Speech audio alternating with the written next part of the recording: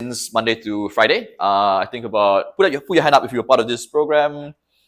So about half the room was part of this week. And over the past week, we've been doing a whole bunch of studies and classes, but it's also a lot of imagination. Because what Seapunk and the Proto-College are both about is really trying to expand what our imaginations of the sea, of the SEA, of Southeast Asia, and of all the connections between them are about. So it's been 5 days of learning a lot of things and exchanging a lot of ideas. And today, we don't have the finished ideas yet because it's just a day after. Like, I think some people were up to like 2, 3 a.m. last night with classes, but also maybe McDonald's and other things. But because some of them actually flew into Malaysia just for this week, someone actually flying out tonight. So we thought, well, everybody's here. Let's have a chance to just give you a sneak peek behind, even if not the final products, what some of them have been thinking and learning and plan to do, right? And I know we have a lot of creative visitors here as well who are involved in many different kinds of areas and have ideas of your own, right? This was a very community, let's jam together, let's build an idea together kind of vibe to it. So if some of these catch your interest, like the folks are here, maybe you'll get a chance to jump in before it's finished, right? Because I think in Malaysia, it's often more fun that way. Let me just make sure. Sorry, I think someone's trying to find a space. Hello.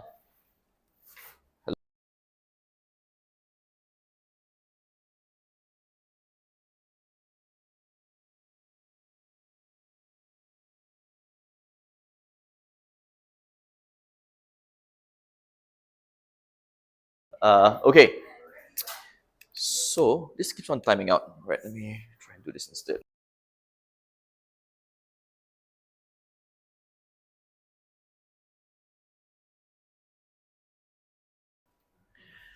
So at the beginning of the program, this was the kind of I guess this was the marketing proposition we presented to people, which is join us for one of the most maybe challenging, cutting edge, world expanding and fun learning and plus writing weeks of your life. You'll hear from those of them sharing later how they felt about this and whether it was hyperbolic or just it's marketing, right? People exaggerate all the time, or whether to what extent maybe it rang true for them. We have a whole bunch of different concepts and words that we go through. I'm not going to bore you with all of them, but I do want to kind of highlight some of them so you get a better sense for what we are talking about. So we're going to kind of briefly jump through the meme space of Seapunk Proto-College and what we spoke about this week. So I'm going to first talk about Seapunk, which is both the big kind of genre or idea that we're trying to play with, but also the collective and community of people who are trying to do that. Right, so I hope we can read a bit of the white text and all that. The background's a bit blurred, but Seapunk is really kind of trying to be like a cyberpunk or a solar punk, and these are kind of like genres of stories. They're kinds of stories that, so when you think about cyberpunk, you think about maybe Blade Runner, you think about big neon lights, Fast and Furious, Tokyo Drift, like big lights, big corporations own everything, and you're just some small guy trying to survive. Right, so that's kind of like a genre. There's a genre called solar punk, which is really about, can we have positive, happy ending climate futures? Because as we'll see on a slide soon, right, most of the futures we see when we think about the climate are very dystopian. Most of them are pretty it's just how bad it is, right? It's not even if it's good or bad. Solar punk's about what are happy ending, good climate futures like, and so Seapunk's about trying to say what is authentic solar punk in Southeast Asia. Solar punk is also often seen as very global. It's about greenhouses and things that maybe make sense in colder climates, but not here.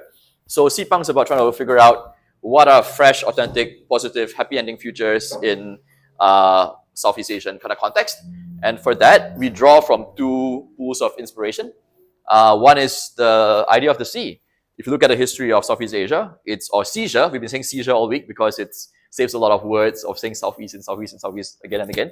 So the history of seizure is actually a history of the sea that connected all these different places.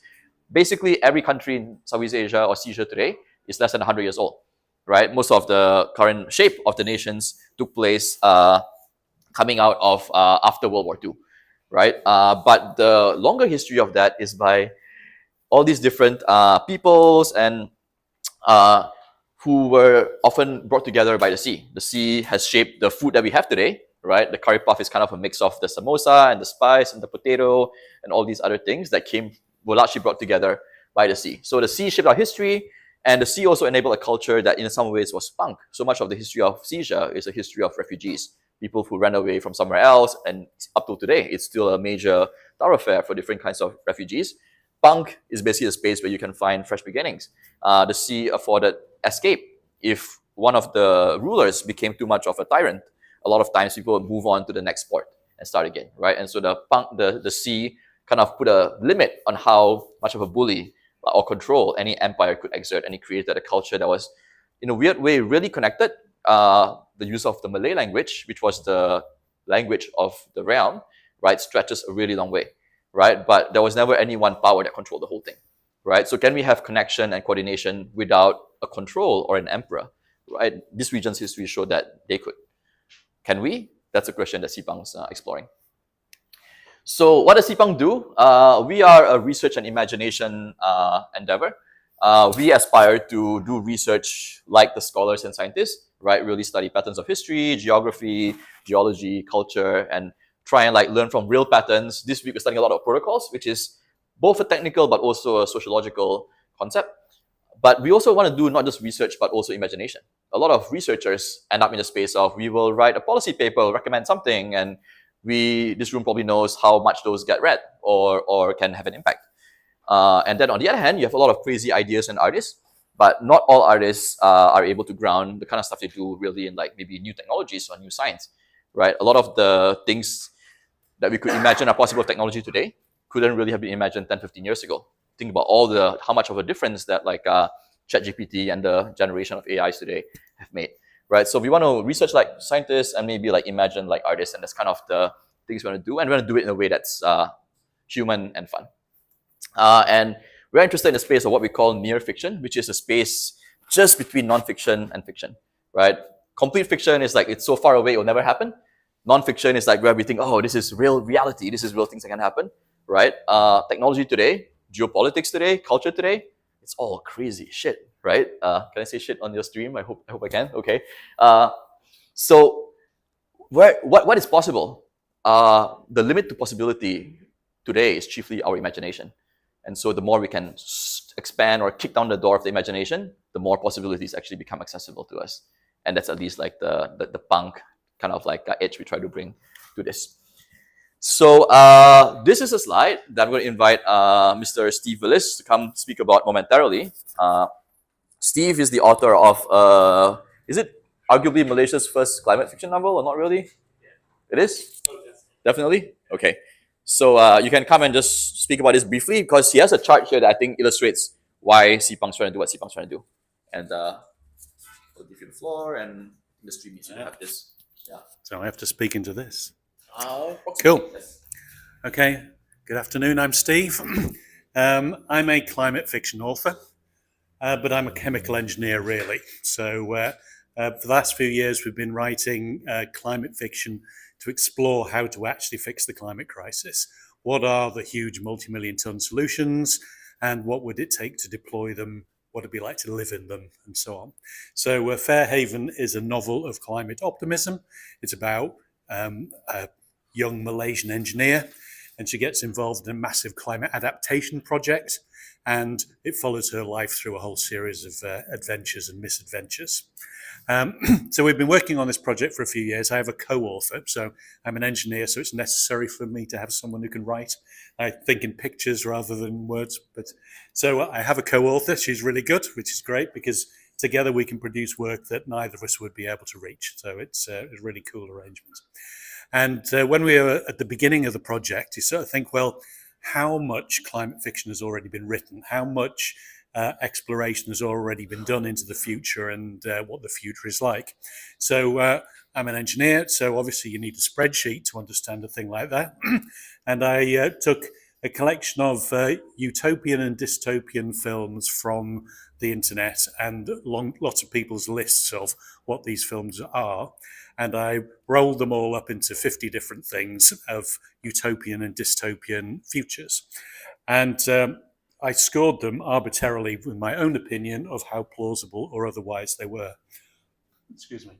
So in this corner, we have all the stories that you know and love. So there's Mad Max and WALL-E and Handmaid's Tale and Soylent Green and all of these dystopian, very plausible futures where it's a great story, but you wouldn't actually want to live there. It's a interesting but a lousy lifestyle choice, so don't want that.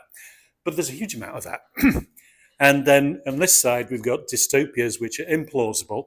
So we have Waterworld, which you can't have because there's just not enough water, and Walking Dead. You'll never actually have real zombies because that ecological niche will be filled by angry West Texans with guns. So that's what you'll get instead. They'll do the same things, but they won't be biting you. They'll be doing other stuff. So there's a bunch of dystopias that are also implausible. And then on this side is a very thin fare, really. The score didn't work very well. You have utopias which are implausible. And the only sensible case to discuss is Star Trek. So we all know Star Trek, but you don't have energy matter transfer. So we will never have Star Trek until we have that, And and plus the fact that to get there, they went through their own horrific Third World War, so it's not a direct route to that. And then in this piece, you have decent futures, utopias, which are plausible. And you have Ministry for the Future, which is Kim Stanley Robinson's book, which many of you will have heard of. Great book. I strongly recommend it after you've read Fairhaven, which is also a really good book. So Kim Stanley Robinson uses some really quite controversial solutions. And when you actually read the book, you think, ooh, did you really do that? Great book. And what we wanted to write in Fairhaven was a path to the future with real deliverable practical solutions which don't require a massive wipeout or anything, so that's what we've been trying to explore. And as an engineer, those things are entirely doable. We ask people, do you think we can fix the future? And most people go, oh God, no, and just give up at that point. But having generated the list of things that could be done, which is about 150 long now, there's loads of stuff that could be done at massive scales, and we're not doing any of them. So it's quite an interesting position to explore where those edges are, realize that there's piles of things that can be done, and we just need to get enough of it through the gate. So Fairhaven is about what it's like when a few of those really big things have got through the gate. And the long-term vision with Fairhaven, is to write 5 books and shunt the whole lot onto Netflix. So the brutal reality is that nobody reads white papers or reports, and very few people actually read a book these days, And so if you're going to reach that larger population, you have to use the media that they're using. There's no point pretending that they're all going to read my book. So the book has been written with Netflix in mind. It's a big scope, cinematic kind of approach. And if anybody has a cousin in Netflix, I would love to speak to you. Thank you very much. Thank you, Steve.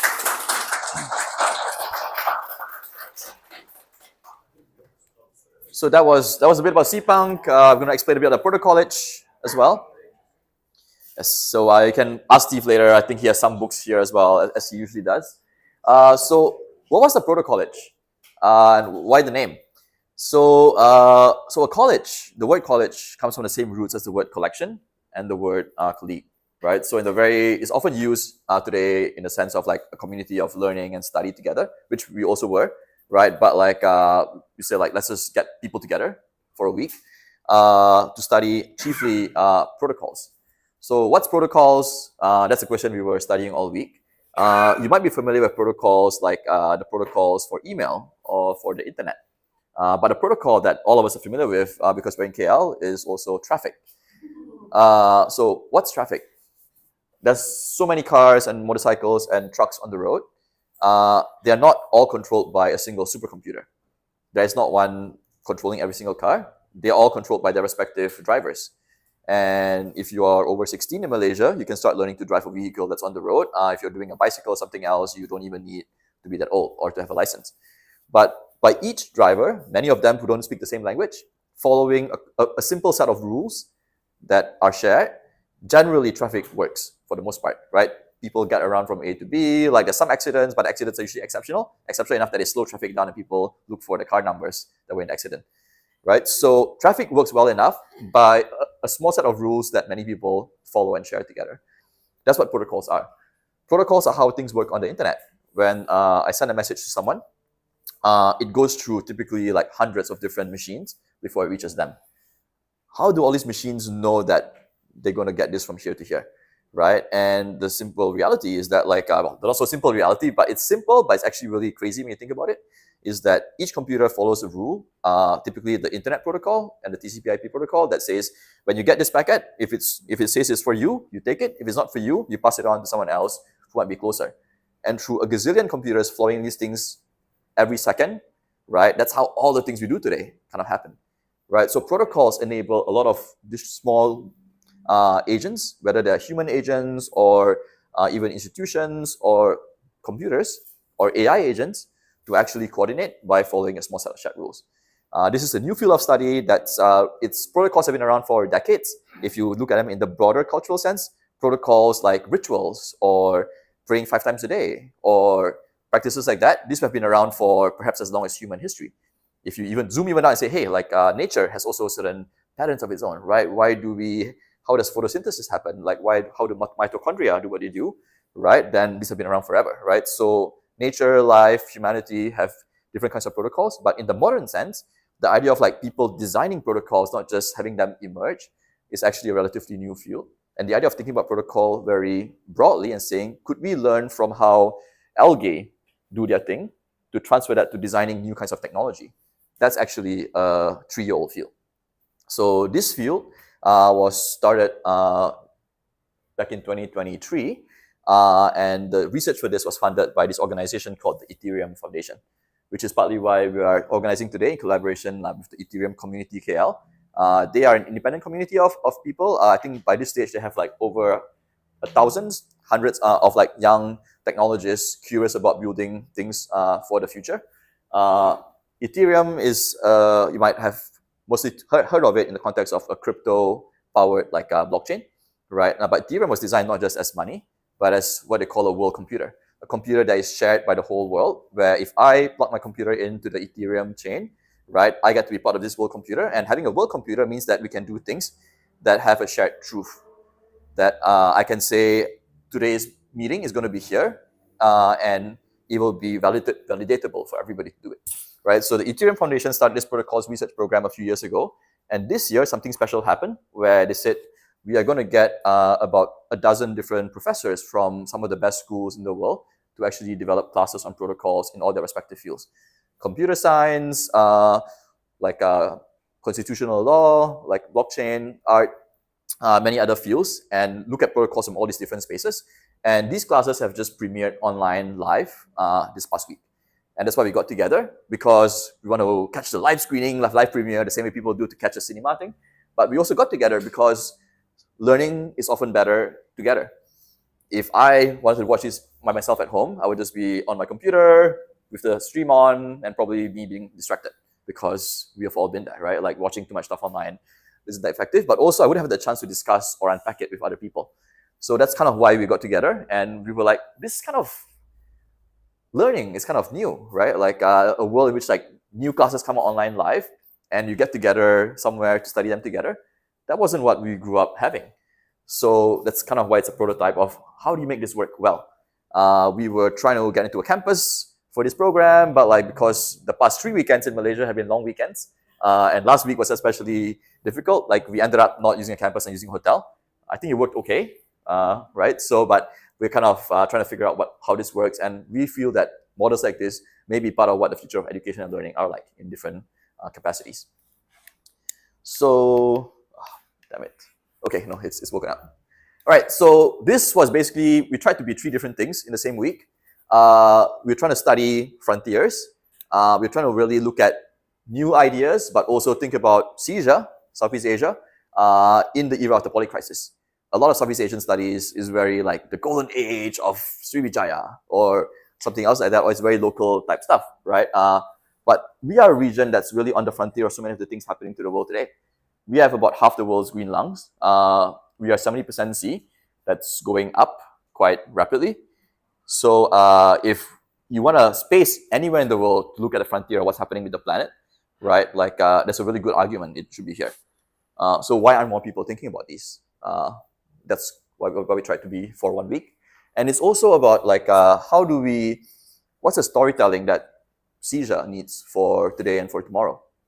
And one of the most popular podcasts about Southeast Asia or Seizure is this podcast called Endgame by Gita Wirjawan, who is a former like Indonesian minister, but also now a scholar at Stanford. And he has been recently written a book, which some of us read in our readings this past week.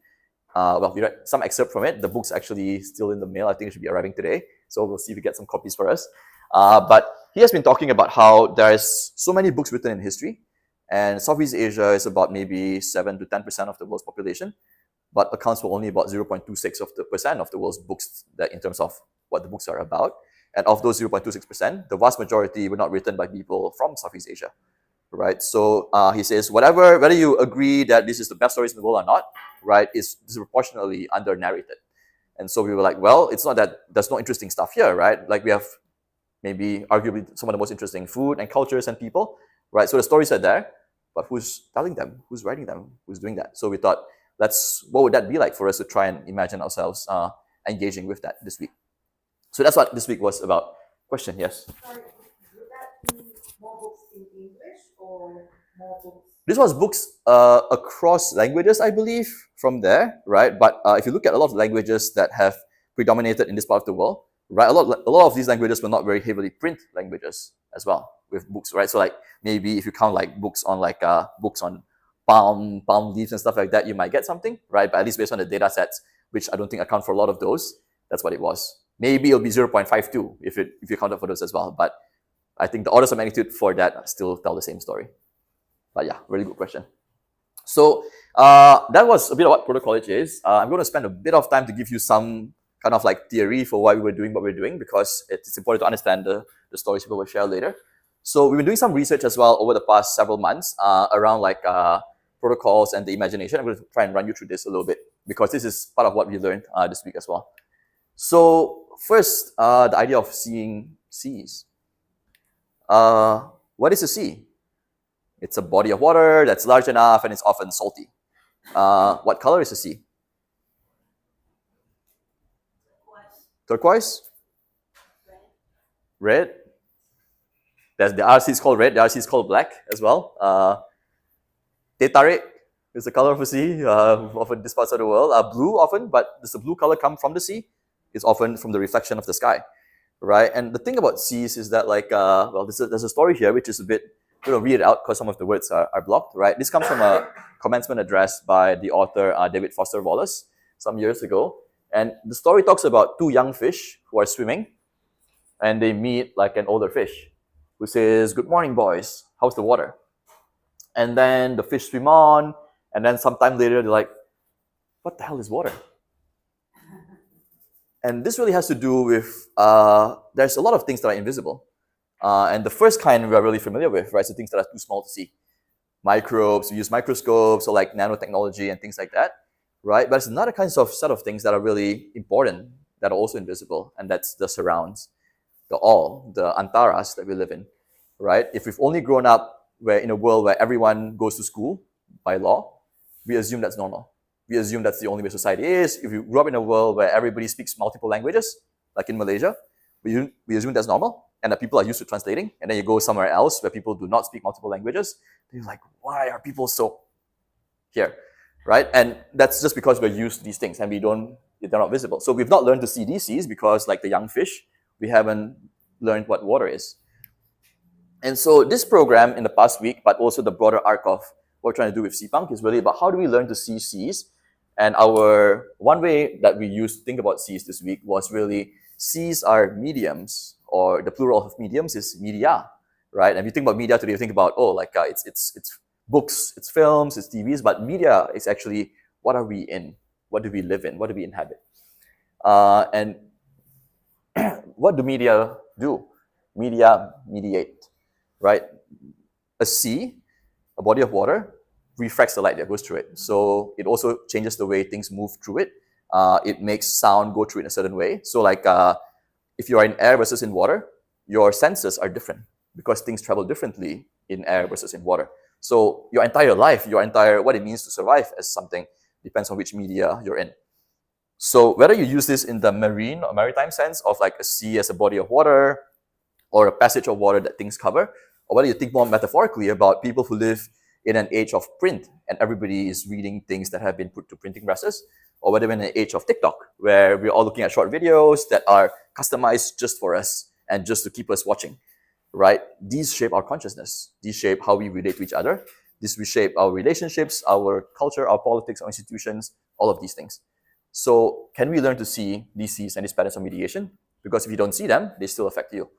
Even if you do see them, they still affect you, but maybe you can find agency if you learn to see them. Okay, so what are some examples of Cs, right? Cities, different transportation systems. KL has somewhat okay public transport, but like it's still very much a car city, right? Those of you who have traveled to other cities with different kinds of modes will see how things are mediated differently. The patterns of ownership within cities, who owns property, how is property lent out, like are the prices high or low, also shape the ecology of a city. What kinds of businesses get to thrive, what kinds of things you get to do, right? What is street life like also is very mediated by the laws and things within a city. Nation states, the logic of passports and borders and citizenships and identity. Who are you? Malaysian, Thai, Vietnamese, Korean, American. Why is that the first answer? It's mediated through the logic and the world we live in. Capitalism, the idea of like, what does a good life mean? What is success? Who is better than somebody else? How do I know I'm doing better this year? That's also, we think a lot about money, because that's how we measure things, but that's also mediated by the sea of capitalism that we live in today. So Cs are characterized by how they mediate, and learning to see Cs is not just saying, oh, there's a body of water, but it's also understanding how the body of water is shaping or reshaping the life and stuff that happens within it. So a core interest for this week was really trying to understand how Cs mediate and shape their worlds, with the idea that the more we can learn to see these things, maybe the closer we get towards agency of being able to do something with it, or like maybe whether defensively or also protecting ourselves against some of the effects that we might want to avoid. So we then spoke a bit about Cs and protocols. What are Cs made of, right? If you have a system or an internet, what are the things that make it up? There's different actors, there's the ways they're connected, there's institutions, what makes a nation state, all sorts of these things. But we argue that they're also really made of protocols. Let's go back to the examples we had, right? Cities are shaped by the street grids that they have, right? How traffic is managed. What are the taxes? Who gets taxed? Do you get taxed more if your property is vacant or if it's full? That's going to shape life within that city. Borders and citizenship and so many other things for nation states, jobs, markets, contracts, aspirations, professions, all that kind of stuff is mediated through these. And so what we were exploring this week was how can we look at Cs that we live in through the lens of protocols. And that's why we call it protocols and reimaginable Cs, because we're going to think about like reimagining the Cs that we live in. And a big part of what we're doing is really exploring the idea that what is science fiction about? Science fiction is about new science enables new stories.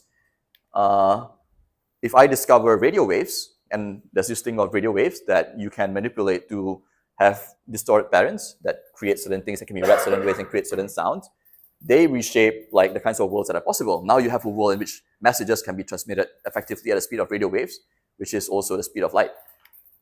So understanding how the world works enables new kinds of inventions, new kinds of worlds to exist. And so learning to see Cs leads to like much expanded possible Cs that can be there.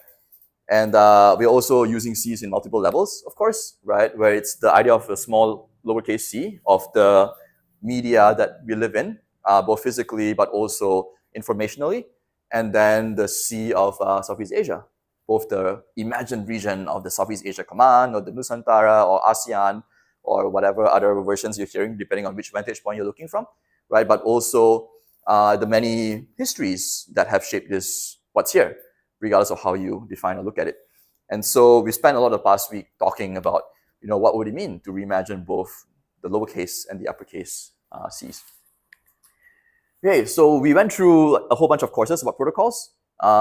We had a few special modules that were specifically for Proto-College. And everyone's also kind of like embarked on a challenge to like really think about writing and sharing. What does it mean to like write not just as producing a whole bunch of words that you can submit for an assignment, right? ChatGPT is a default way that's done today in schools and actually offices everywhere as well, but let's not go there. But writing is more than just making words, right? Writing is about like how do we think, how do we restructure our consciousness, and we've gone through it looking at writing not through the lens of both nonfiction and fiction. We had one of the classes this week was taught by a Chinese science fiction author called Stanley Chen, who taught a class on protocols of storytelling, and he's talking about how do you find the protocols of that world, because that's the most interesting layer that helps you make the world much more real and relatable and makes the fiction better, right? So we've gone through some of that learnings and stuff, and we've gone through that, and then in the symposium, we're going to share a bunch of like sharings for some of the writing projects and creative projects that people have been coming about. And then like maybe we will find them interesting enough to do something with them later on, whether it's put them online or make an anthology or something else like that. To give you an idea of what happened this week. Yes, Jan? What does AI++ mean on the project? Yes. So what does writing mean in an age of like ChatGPT? Does writing just about words? Is it about thinking? Is making a video and putting on TikTok, is that writing? In what senses is that writing? In what senses is that not writing? If I generate 3,000 words through AI and I versus writing 10 words by myself, which of these is more writing than the other?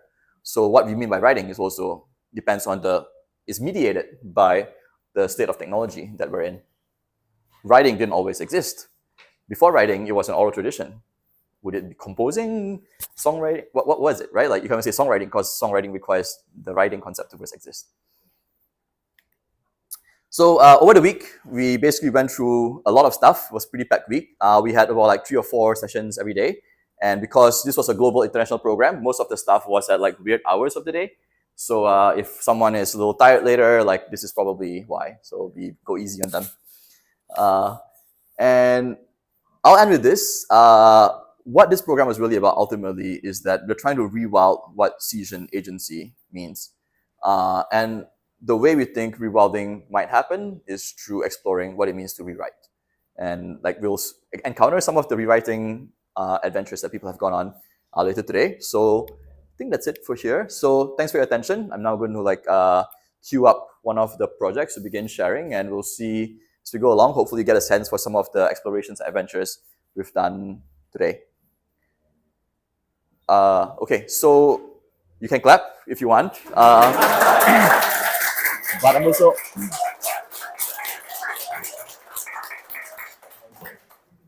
So is the CityJourn model group ready to share something? Okay. If you give me a link, I'll also pull up your slides. Yeah. Cool. Right. So you have, I guess, like 60-second curry puff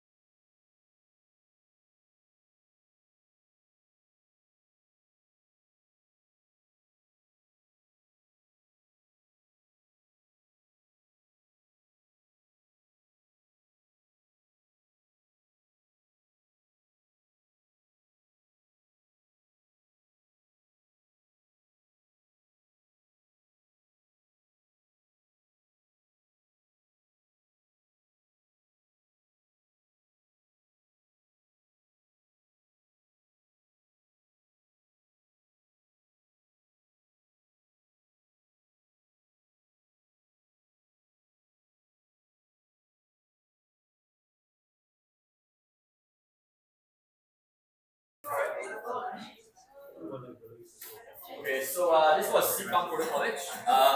We have quite a season theme to start us off. I'll let them introduce themselves, but like this wasn't just a Malaysian project, so I'll say, and I'll let them explain. So starting from now, the next 7 presentations are going to be Seapunk Proto-College participants sharing a bit about either the worlds they're imagining or the projects that they are thinking of doing. And I'll hand over to Jan and Michelle to just share and maybe some quick introduction of who you are and some of your backgrounds. Yeah. And if you have some comments about like what your week was before you jump into your story, and I'll hand it over. Cool. All right. Thanks, thanks everyone for coming. My name is Jan. I'm from Myanmar. Very glad to be back in KL again. Love the city. We had a fantastic week at Proto-College, and we listened to a lot of lectures, made a lot of new friends, had some amazing conversations. And I'm here with... I'm Michelle. I'm from Vietnam, and I work in activism and an aspiring journalist. So together, we're writing about a future where weird water is journalism is dead, and it's a common theme. Yes. Can you? Yeah. So we both work in we both kind of work in journalism. You will see what we mean by kind of work in journalism in a bit. So we're saying, sorry you can't see the AI slop art. Maybe that's for the better. Well, we just want to get a point across, and we did some very simple slides with ChatGPT art. But the main thing is to get the idea across, so hope you guys don't mind that you can't see much.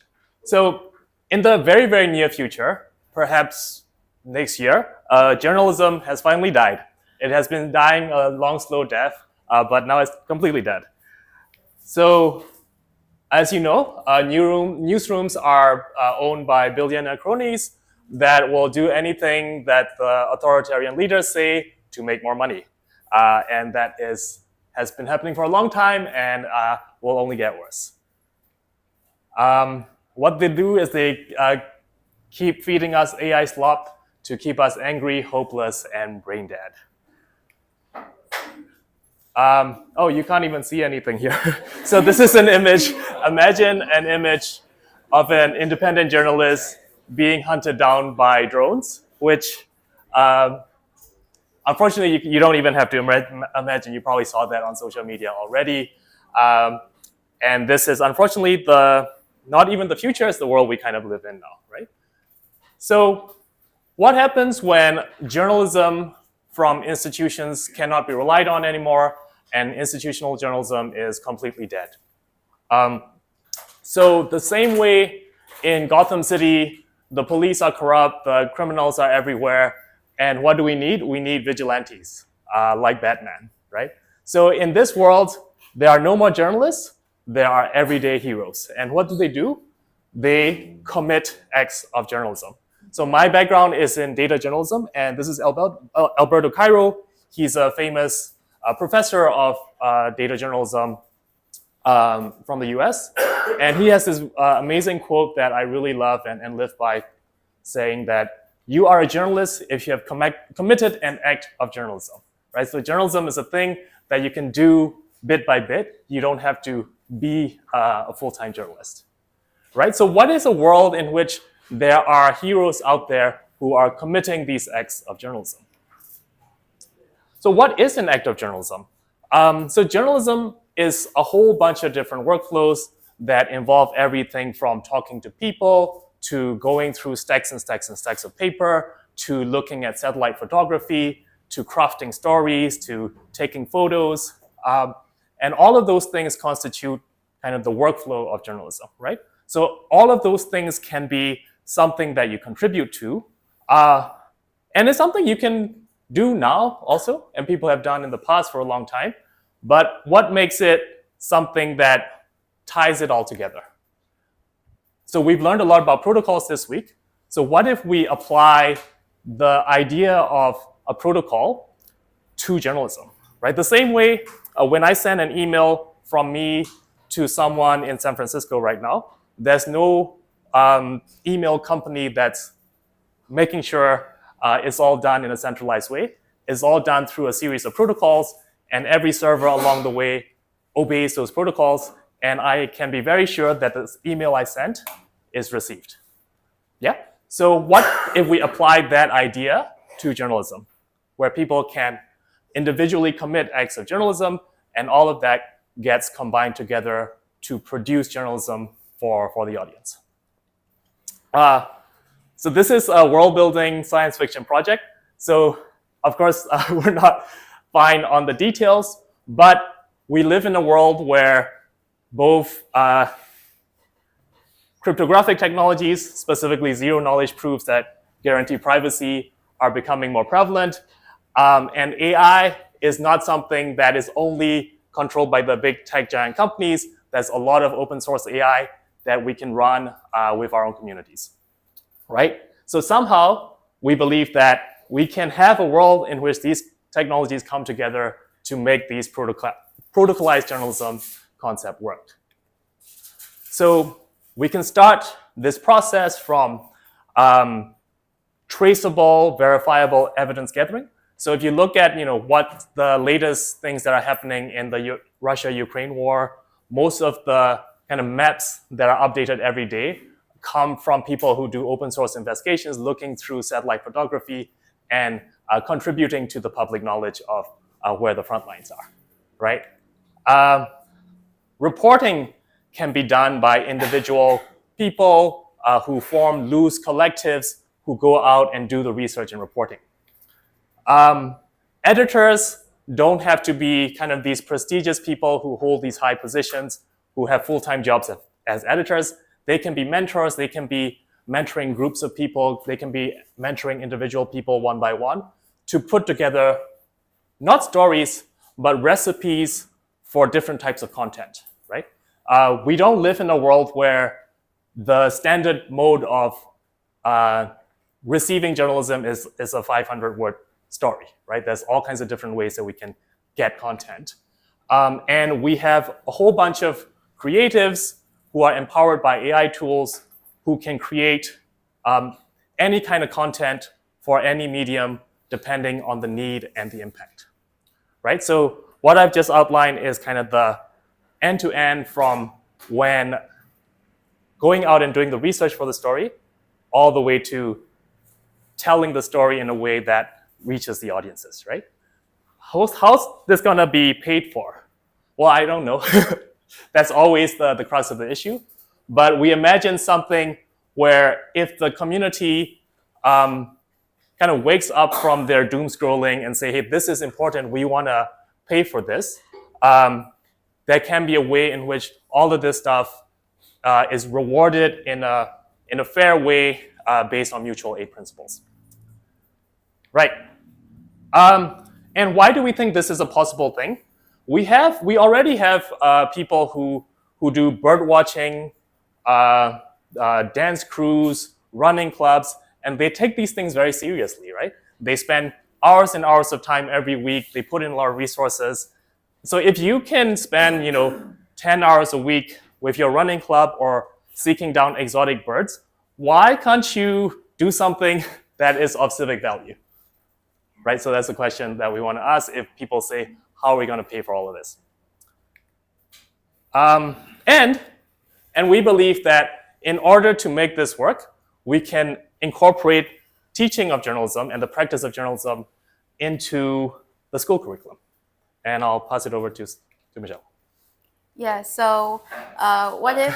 Yeah? Oh. Yeah. She has one. Okay. Can you hear? Okay. Yeah. So meet Sam. This is the case study of what if a child grow up in the dystopian turned utopian future that journalism is dead and everybody does commit the acts of journalism. So this is a 10-year-old Malaysian boy who grow up in a school curriculum that teaches children to commit the act of journalism. How can you do it? It's because the protocol of this act of journalism is secure. So identities of young boy, even like Sam, can be protected from reporting, from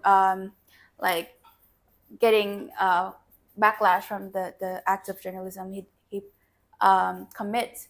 So each school system, school or like school district has different reward system that is like culturally relative to the region or like the place that the students are in.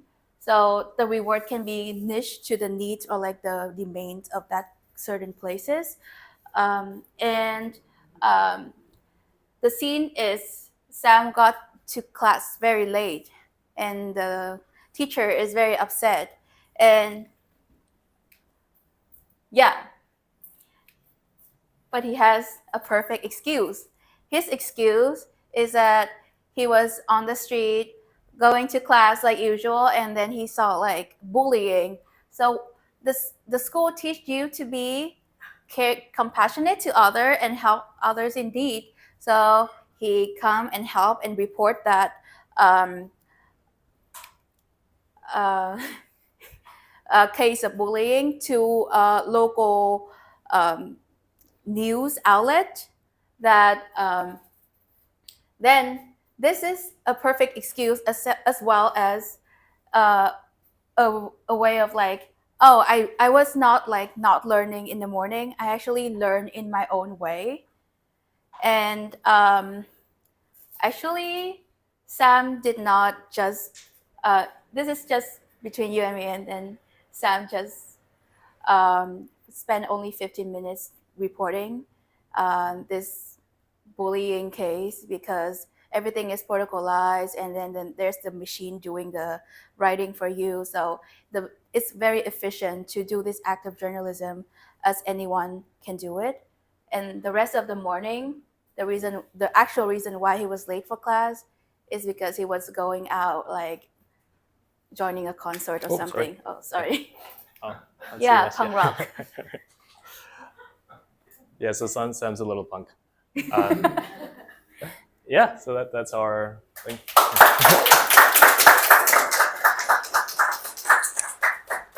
If you have any questions or like want to share connected ideas of this group you made, yeah. Checking misinformation and disinformation.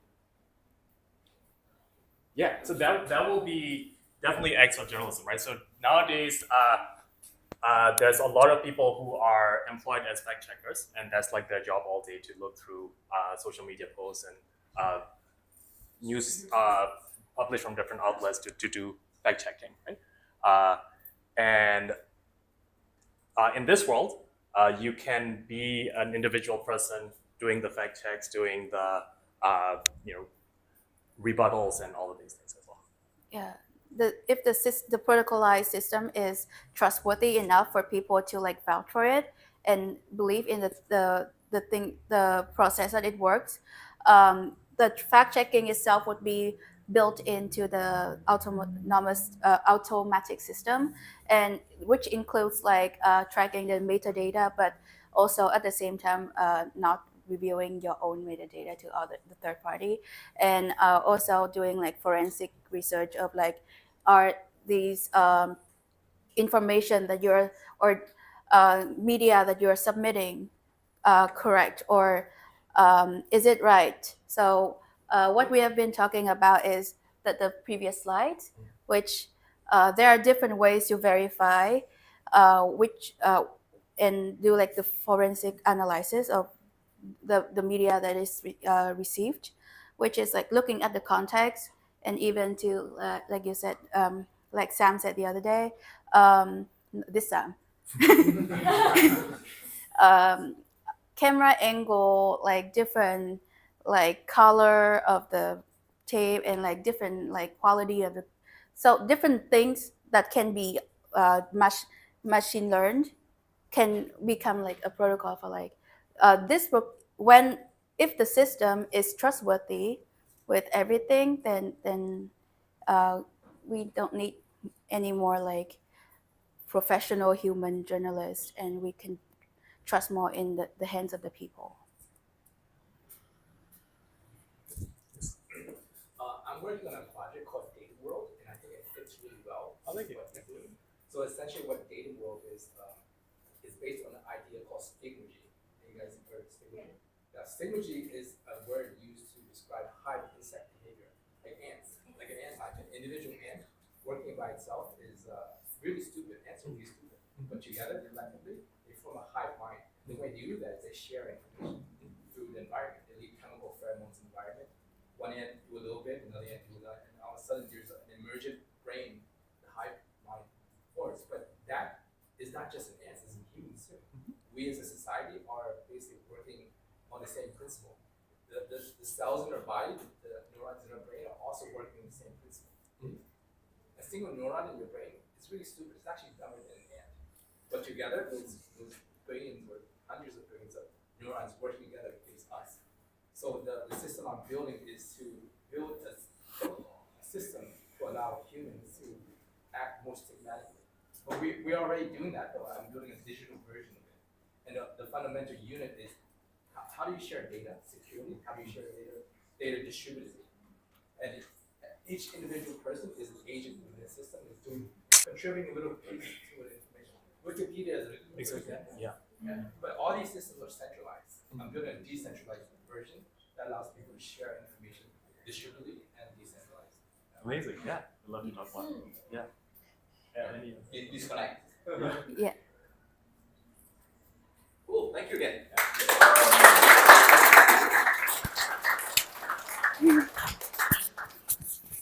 Who's next? So we've heard from like a couple of journalists from different parts of Asia.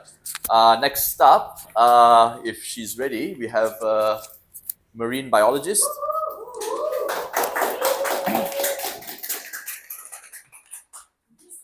Okay.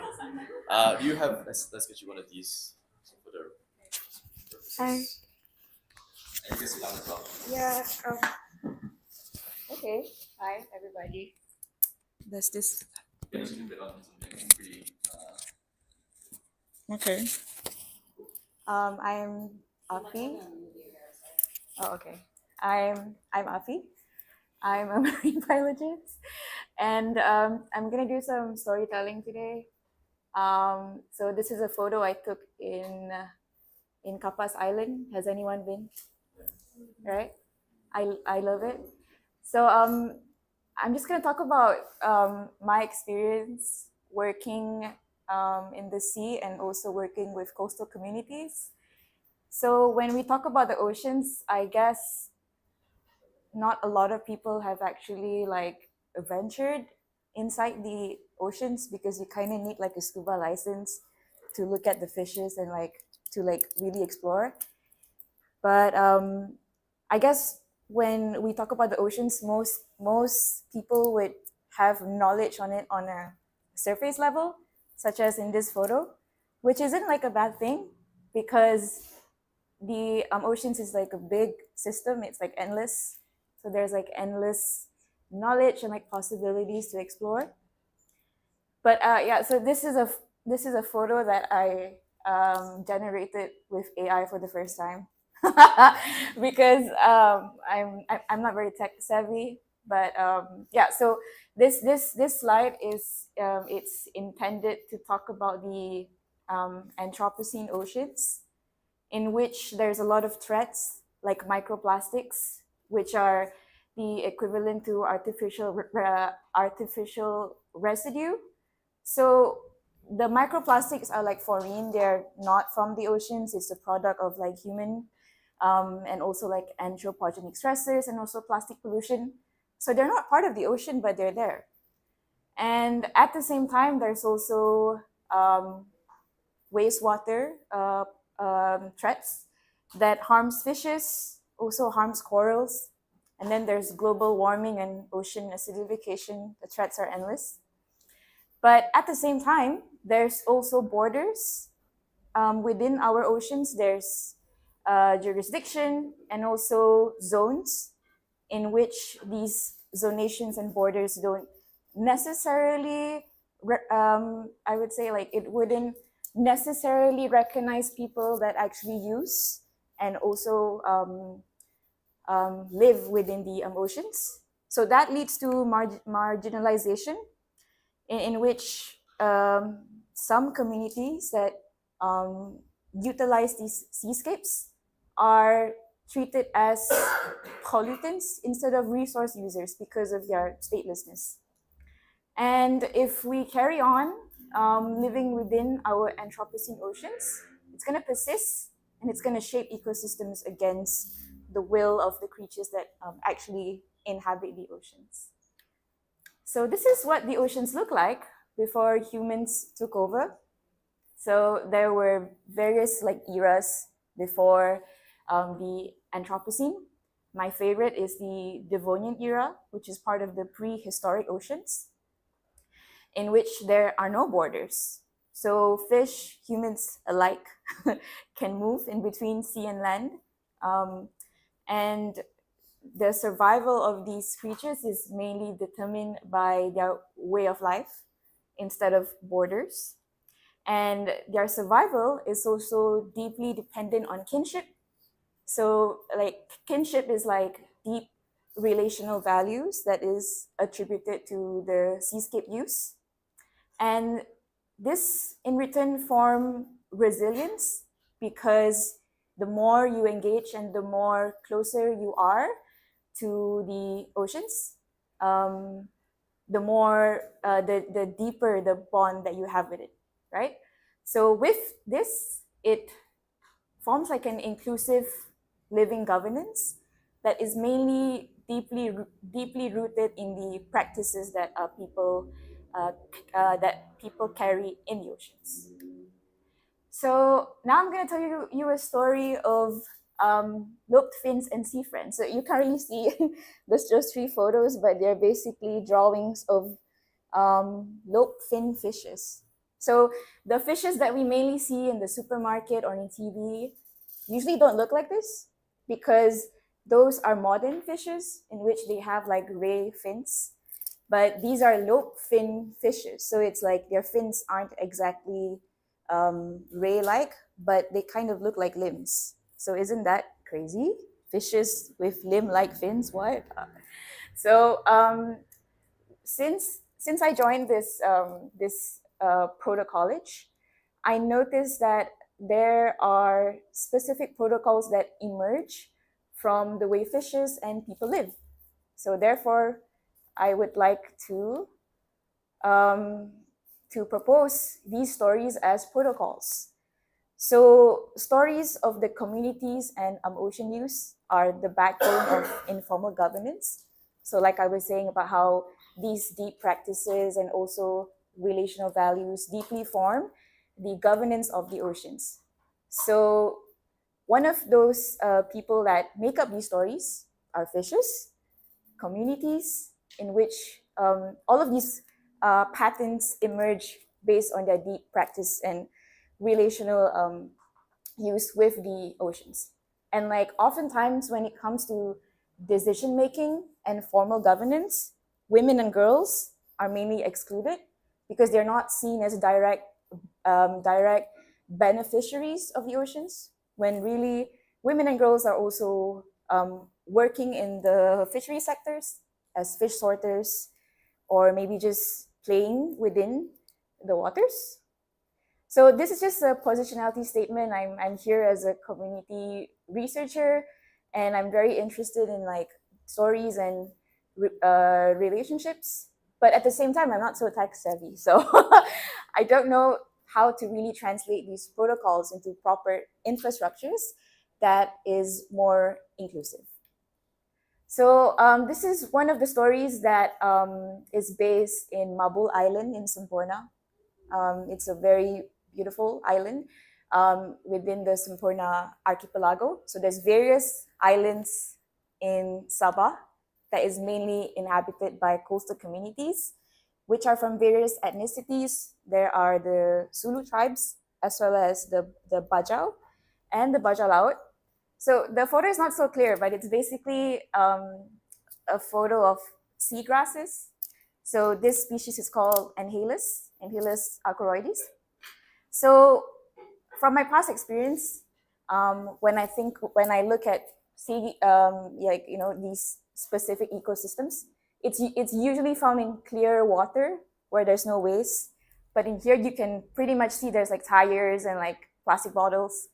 And outsiders would immediately assume like this is a space that no one can use, like there's trash in it, and seagrasses are not so aesthetically pleasing for most people.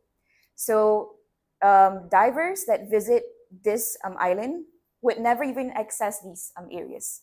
They would dive in like the more pristine reef areas that the communities don't really use, because this is where they would usually fish, and this is where children would play.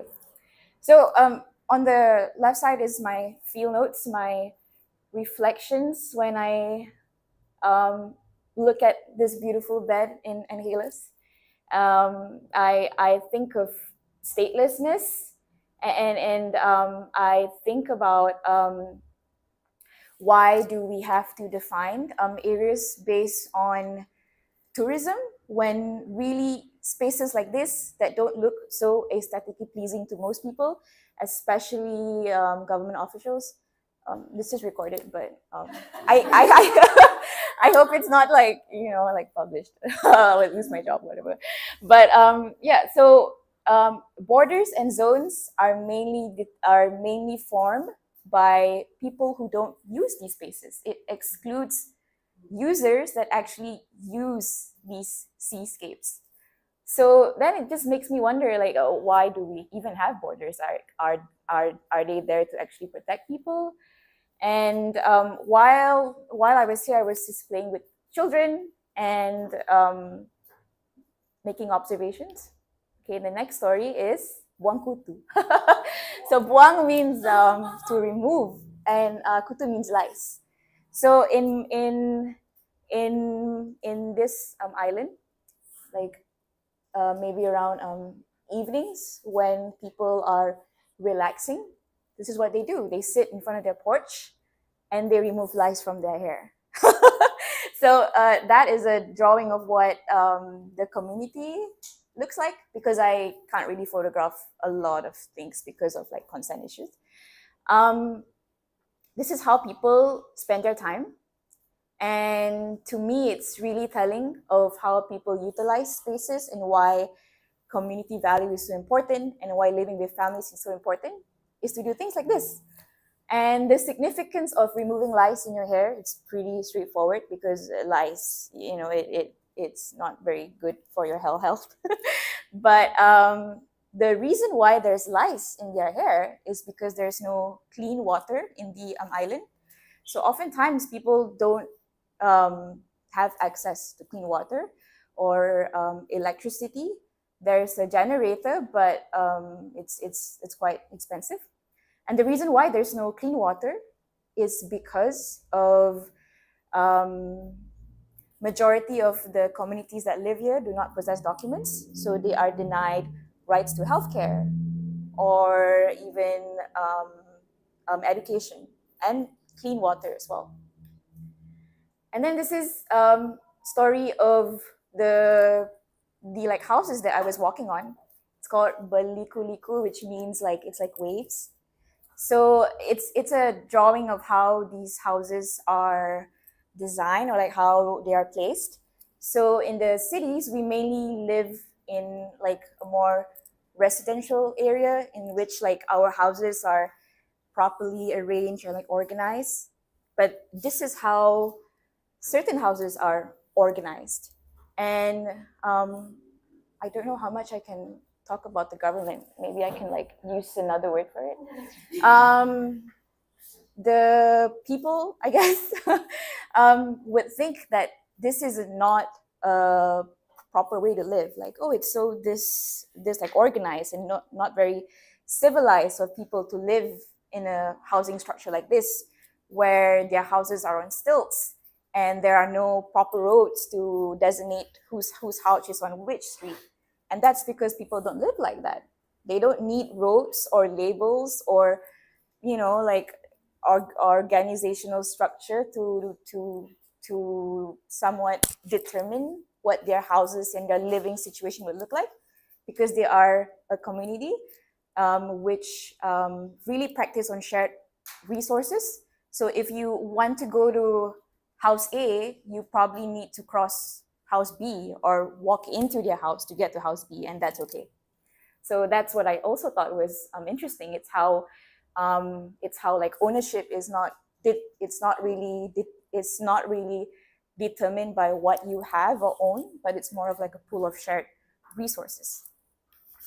And then finally, this is a story about fishy dreams. It's a story about marble fishes, which are very close to my heart, because throughout my career so far, I've worked with multiple fishing communities, but this is the first time I heard of a story that's like, I think it would ingrain in my head forever, because when you think about fishing, you would imagine like trawler nets, like those big nets that haul like 80 tons of like tuna.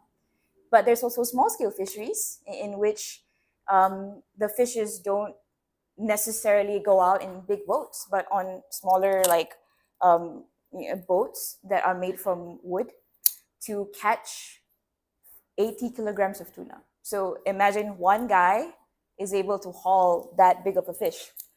And in Mabo, this is the most popular fisheries because this is where most of the yellowfin tuna is.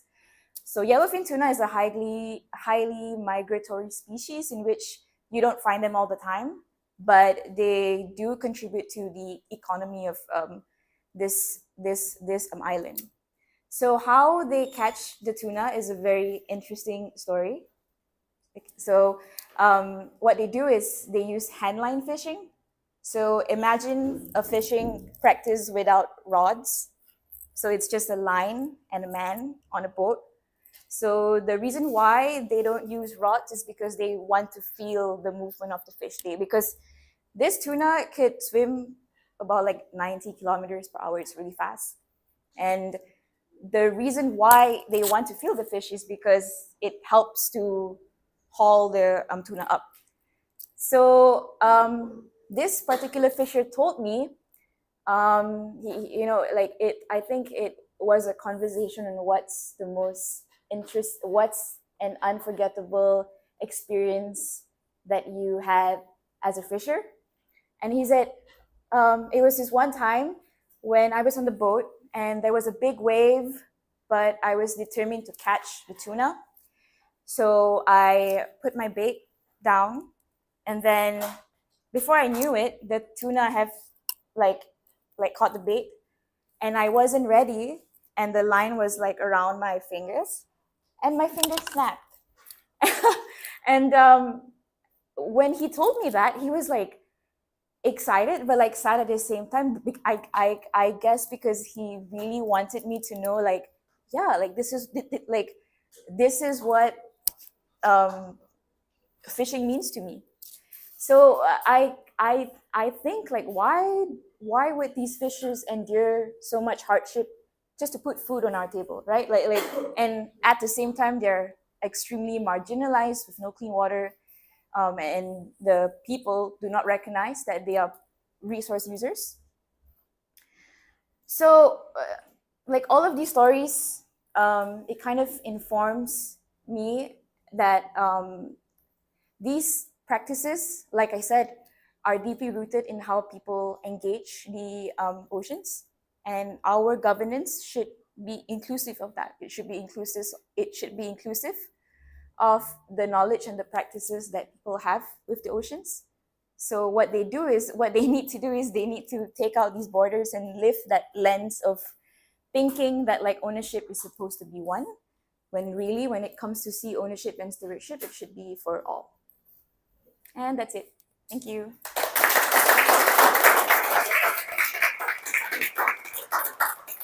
Any questions? Oh, yeah, I'll take it from here.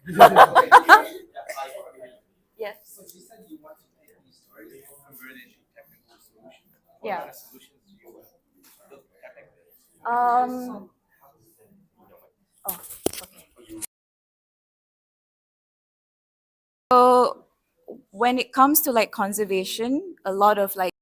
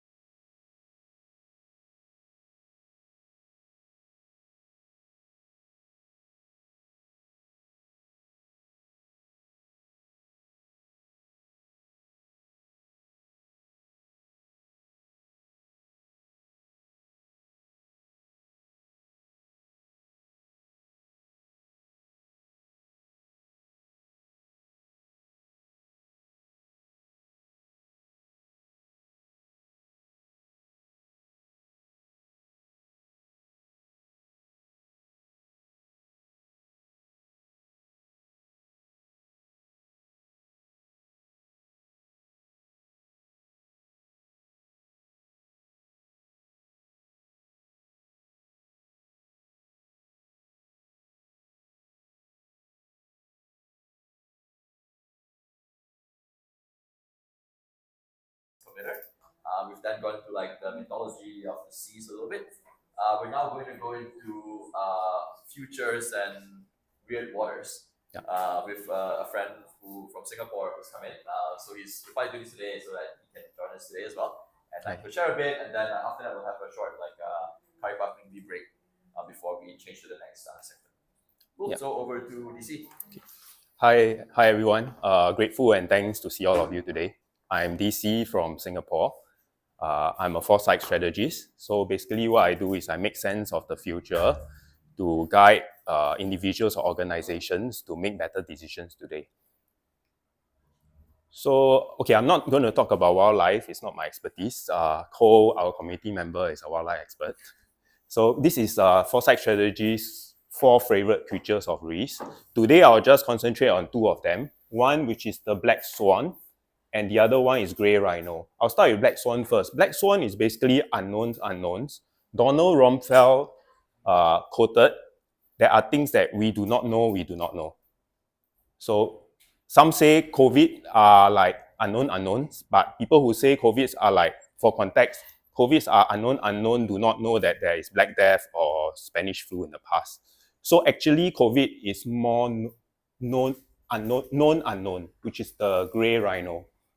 Okay, so for the purpose of my talk today, I'm trying to bring everyone from what I'm going to discuss later, an unknown, to known unknown. So only when we know, we can implement strategy to it. So this is the question I have in mind. What will the world look like in the future where we constantly offload our thinking to AI? Okay, to bring back into the past, industrial age lightens physical load. Because of industrial age, right now we don't have to walk under the hot sun to KLCC. We can take the trains, we can take the cars. Okay, it also creates soft protocols like 3 meals a day, as well as 9 to 5. All these soft protocol was created during the industrial age period. But industrial age also created weaponaries, nuclear bombs, destructive stuff. So right now, we are reaching to intelligence age. It lightens our cognitive load. So right now, we pass our brain power to AI to solve our problem for us. So this is a pattern I recognize. So previously, when we have questions, we ask each other, right? We bounce ideas off each other.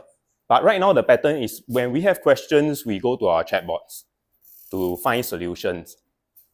What kind of implication will this cause? Okay, also partly why I still enjoy this is I flew here especially to join the Seapunk's community.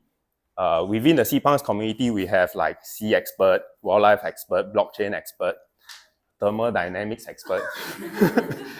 So we are able to mitigate like confirmation bias, bounce ideas off each other, brainstorm. But within this world itself, we only get one source of information from the AI.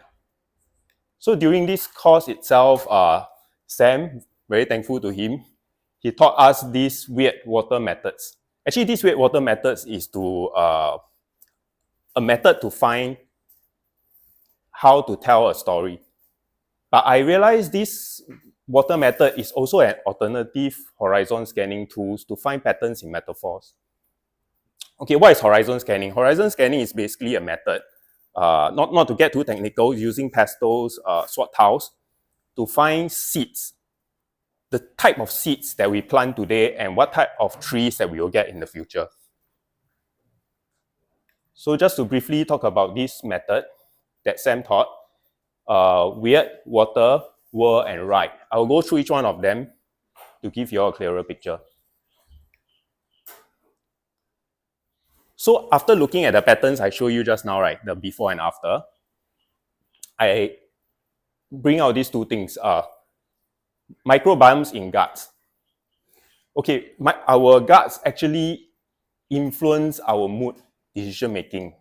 So this question is, are we still truly an individual if our guts actually control our brain?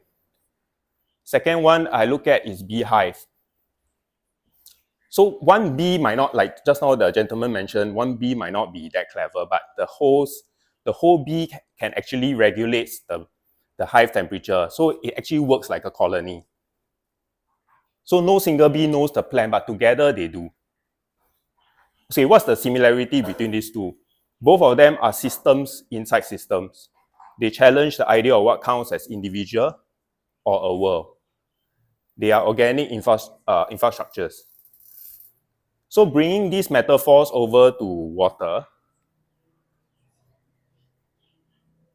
so we have like the water is a soup of trillions of microbes that acts together like an organ. Each sea is like gut biomes on a planetary scales. They digest, ferment, and transform whatever it's. And then if you notice, like the seas, they have different personalities. One sea might be aggressive, like tsunamis, and some seas are nurturing and symbiotics, like Maldives. So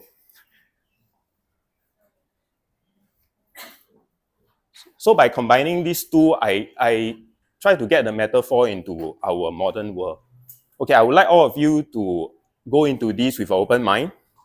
These are not predictions, but rather it's just imaginary, based on pattern recognition of how a world where we offload our mind to AI looks like. So basically right now, every digital trace you leave online, searches, clicks, scrolls, is digested by algorithmic microbes that ferment your behavior into moods, ads, and nudges. Then microbes also influence craving in the guts. Algorithms influence craving in the mind, pushing you towards certain products, ideologies, or communities. Then people no longer see themselves as individuals. They become nodes in the network. Power becomes radically distributed. Nations dissolve into fluid hive cultures that cross borders and language. So humanity itself becomes a giant hive mind, no longer thinking in individuals but in a collective search. Wars are swarm-driven, sudden algorithmic searches of anger can mobilize millions instantly. You look at what happened during the elections, like how algorithm can actually influence you to go left or to go right.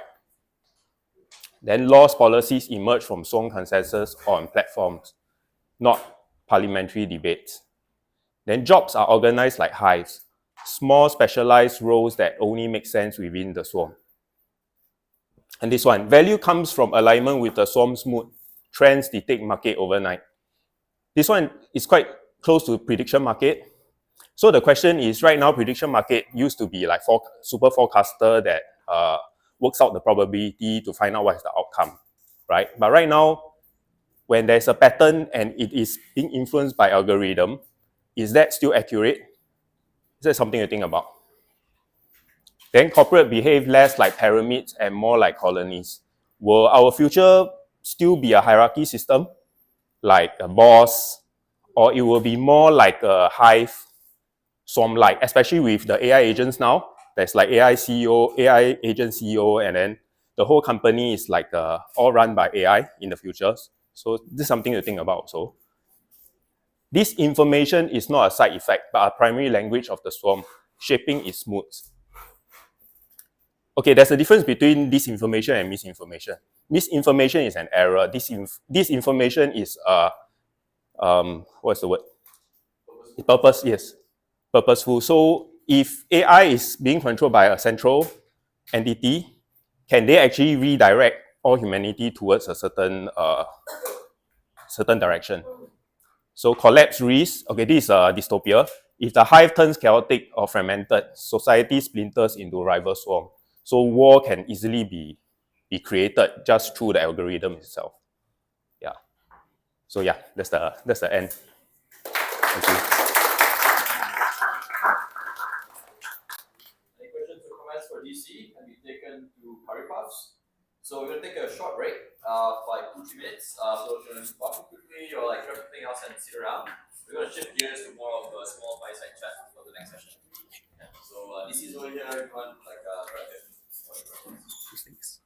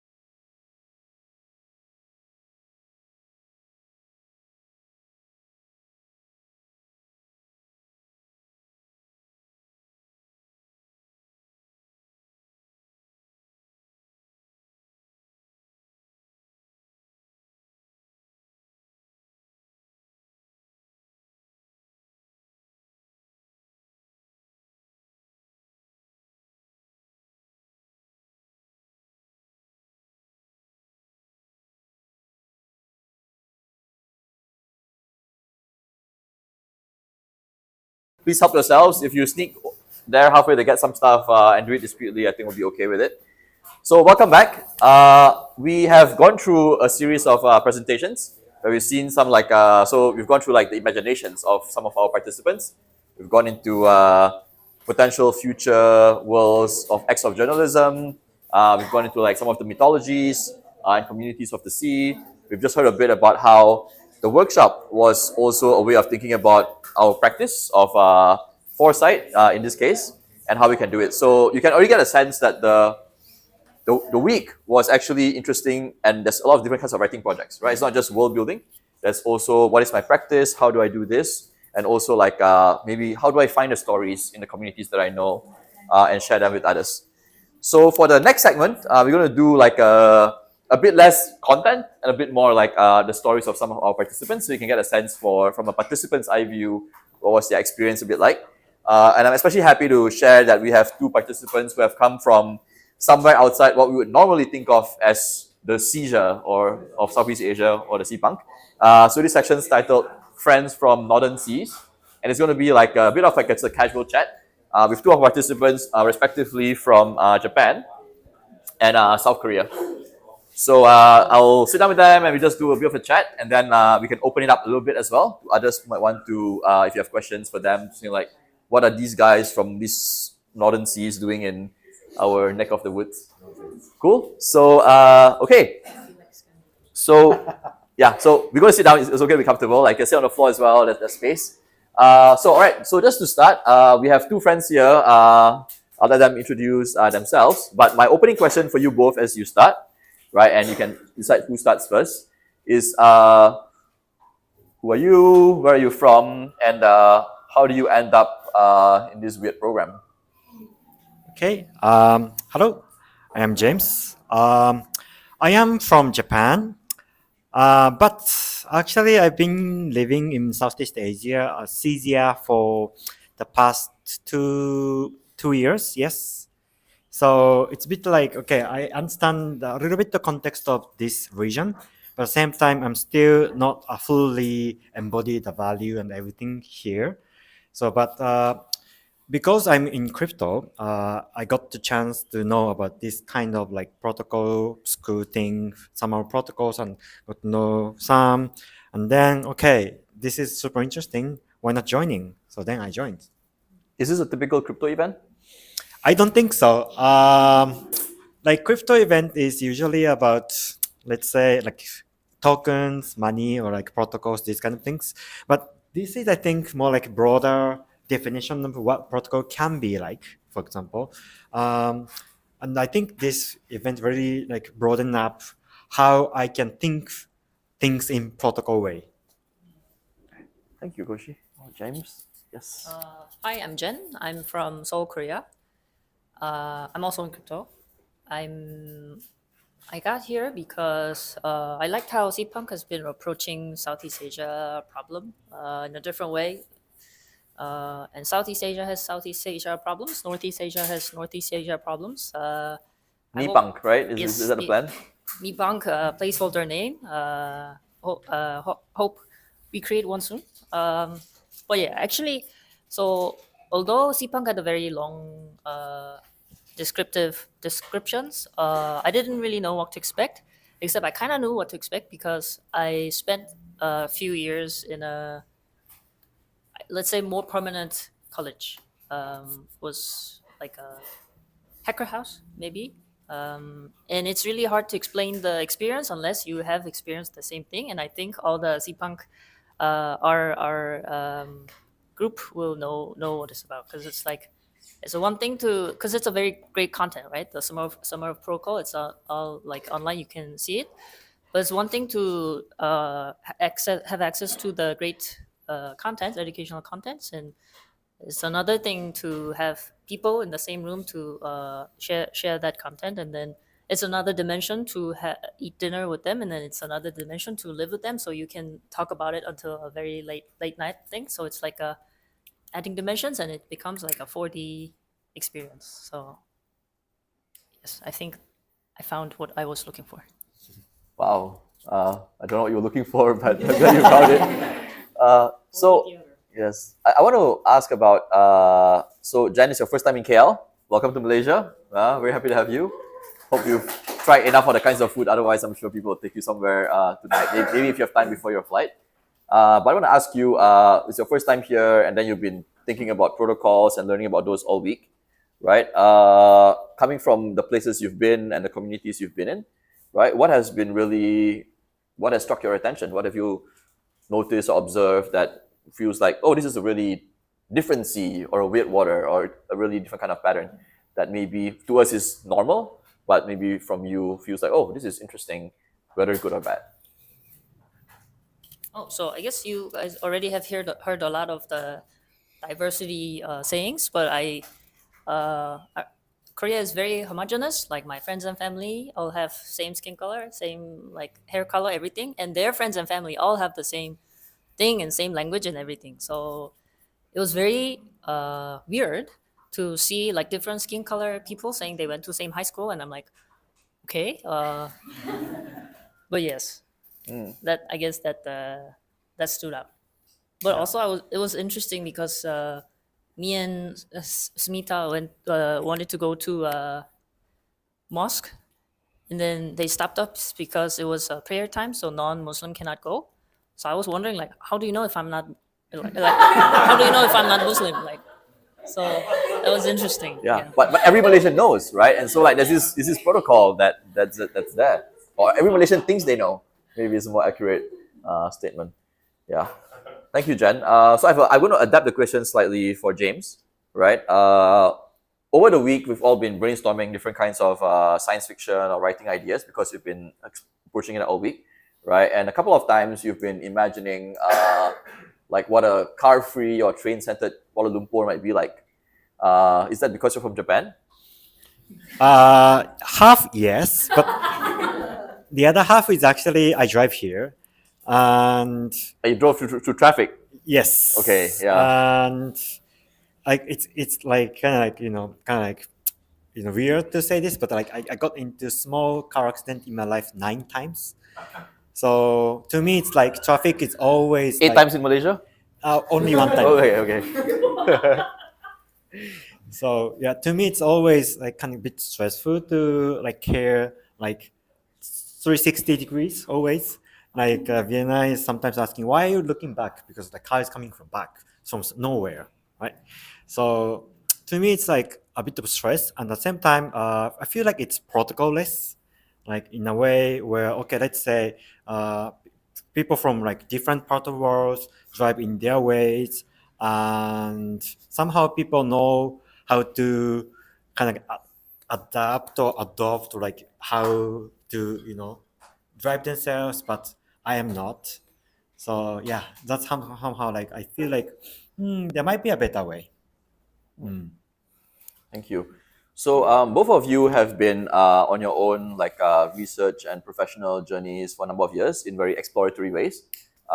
You've both said you're in crypto, but crypto is also, as we know, is very broad, right? You have some people who are just technologists building technology. You have some people who are more, whose job is more like talking a lot about technology and trying to get people to buy their coin, right? Those are people who are actually trying to like build new kinds of alternative systems. We heard this week about people trying to build alternative digital autonomous zones that can enable like small, medium countries around the world to actually become very, very able to plug into the new digital economy that's going around globally, right? So there's lots of people in that space, right? Can you talk a bit more about like kind of like some of your work, but also like how have the explorations and learnings and questions of this week, right? Have they maybe like turn your work upside down or stretched it or challenged that in some sort of way? Yeah, so however you want to frame it. What I've been doing, I guess my last work was in a world of decentralized finance. So like opposite of the centralized institutions like or banks or like central banks. Yes, let's just say internet native way of doing finance. Yeah, and then I guess I concentrate more on like DeFi adoption or like onboarding new people to crypto. Like crypto has never stopped talking about mass adoption because we have constantly failed. Yes, but it's the first step is hard. So it's just like a hand holding. It was a hand holding part. Before that, I was interested in like decentralized IDs. How we like we have many different digital personas. But it's all locked inside maybe Instagram. So Instagram doesn't like you, you get murdered. You can get murdered, right? Your profile can be gone, that kind of stuff. So yes, that. And then how this week influenced me. I guess it is also a bit tiring to work in crypto with motives other than getting rich fast, because I guess if you have that motive, you can get tired much faster. But because a lot of the activities are focused on that one goal, and after this, like I thought I was pretty used to like protocol thinking and stuff, but of course I wasn't, and I think now I feel more comfortable having a much longer time horizon when I look at how crypto will affect the world, hopefully in a better way. Thank you. So yes, I also in the last my startup I founded myself was also in DeFi. I am technical but also like business side founder. I can do basically both sides. So from that point of view, I always try to like apply crypto technology to something useful. And this time in protocol school, it's quite interesting to mix like technologists at the same time non-technologists. Non-technologists usually know problems, like problems what's happening in their own field, like climate change, like biodiversifying, and these kind of things. And as a technologist side of view, I never thought that deep about this kind of stuff. But now, because now protocol is something like we can talk from both point of view. So I think we can now apply this kind of protocol solution to the actual problems we have. And I know it's gonna be super hard work, but I'm excited. Thank you. Okay. Last question. You have many friends back in the networks and places you come from, right? And I think Jan, you was mentioning earlier this week, if you don't mind me sharing, right? Your mom was like, "Where are you going? Are you going to be safe? Are you going to be okay?" Right? So people are going to ask you when you go back, like what was your experience like? Should I go to Malaysia also? Is it safe or other things, right? But this is Seapunk. We're trying to explore like different ways of thinking about Southeast Asia, and sometimes some of the best ways to look at yourself is through the eyes of neighbors and other things, right? So how do you think your journey has maybe expanded or changed how you see like Malaysia or this region, and also like how maybe this part of the world connects to the things that are maybe interesting and relevant for where you come from, right? Some people have mentioned this week that it's a place that this is a region that's younger than some other parts of the world, and so there's a different kind of energy. Some people have said that this is a region where there's a lot more diversity, and so it's more interesting in that way, right? But what's that like for you, and how do you see, especially like maybe the southeast, northeast kinds of like how can we think about it differently, maybe inspired by what you've gone through this week? And a similar question for you as well.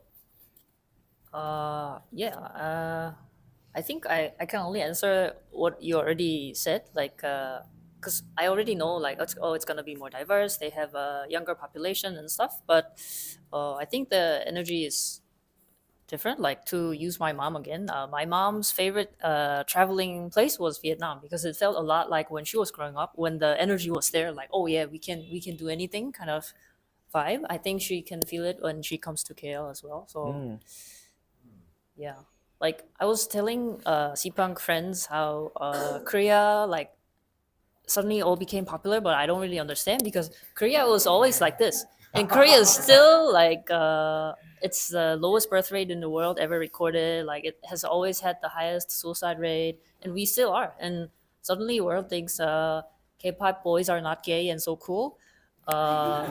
So Wait, they're what? Yeah, because when I was like traveling in the States, they all thought, why do you guys have all gay like boy bands? So I was like, okay. But yeah, so I now want to kind of see what's happening there. But yes, I think it's a very nice first-hand experience to feel the energy. Because actually, before I came here, I was like, oh, but it's a like a Muslim country, so maybe it's more stiff than the Buddhist country neighbor or something like that. And then, yeah, I guess. But that was the also outsider point of view. But so I guess it's important to actually make a decision. To me, it's not only from this Proto-College studio, but also from my past 8 months stay here in Malaysia. I feel like the concept of like the Japan, Korea, maybe is like very much shaped by history of like homogeneous, like shared history among all the Japanese people or all the Korean people. But here, it's very diverse. The concept of like nation states or like Malaysia, I feel like a bit different from how Japanese people think about Japan or as nation states.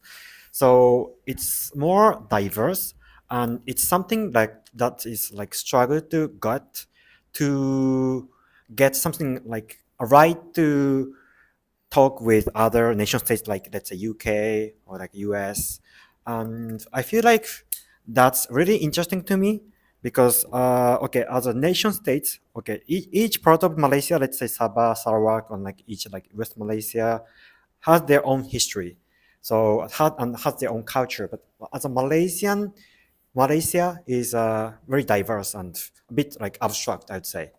That is very interesting, and there is a lot more to develop from here. So that is something I'm still trying to understand more, and I feel like there is much more space to like develop from here, basically. And that's to me a weird water, and I think that's at the same time in this time of era, like things are getting more narrow and narrow, and people are like trying to see things more like singular way of view. I think it's very important. Thank you. So this past week was actually a week of, you remember, 3 long weekends in a row, right? This was the longest weekend because it was Malaysia Day on Tuesday. And so for Malaysia Day, we also had a chance to, our cohort was about like maybe 2/3 Malaysian, 1/3 non-Malaysian. And so in small groups, like the Spend Malaysia Day also, what is Malaysia? Why is there an SI in MALAY space SI space A, right? And lots of questions like that. We don't have enough time to go through all that in this session, right? Maybe for other reasons as well. We'll save that for curry puffs later. But I think it was really interesting in small groups that were both visitors as well as Malaysians to kind of explore those things together. And I think everybody learned some things from there. And I'm sure many people in this room also have different layers to add to the soup, right? It's trying to figure out what a nation is and how to become one or to act like one, at least. So on that note, thank you both for coming, joining us, and sharing some experiences with us today. We're still here for a bit, so like feel free to ask them some questions. Okay, so for the next section, we're going to actually play a video. Get that? Sorry? No? I'm gonna do a reading with the video is just the background. As a background. Okay, so you can set up for the reading, and I'll get the video in the background while you set up. Okay. And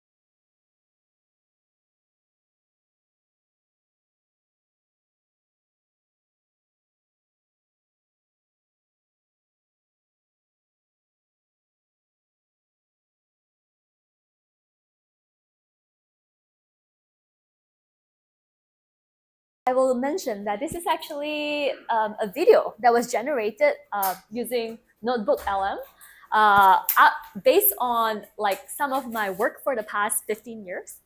So some like little history is like I'm from Malaysia, and from Subang, and and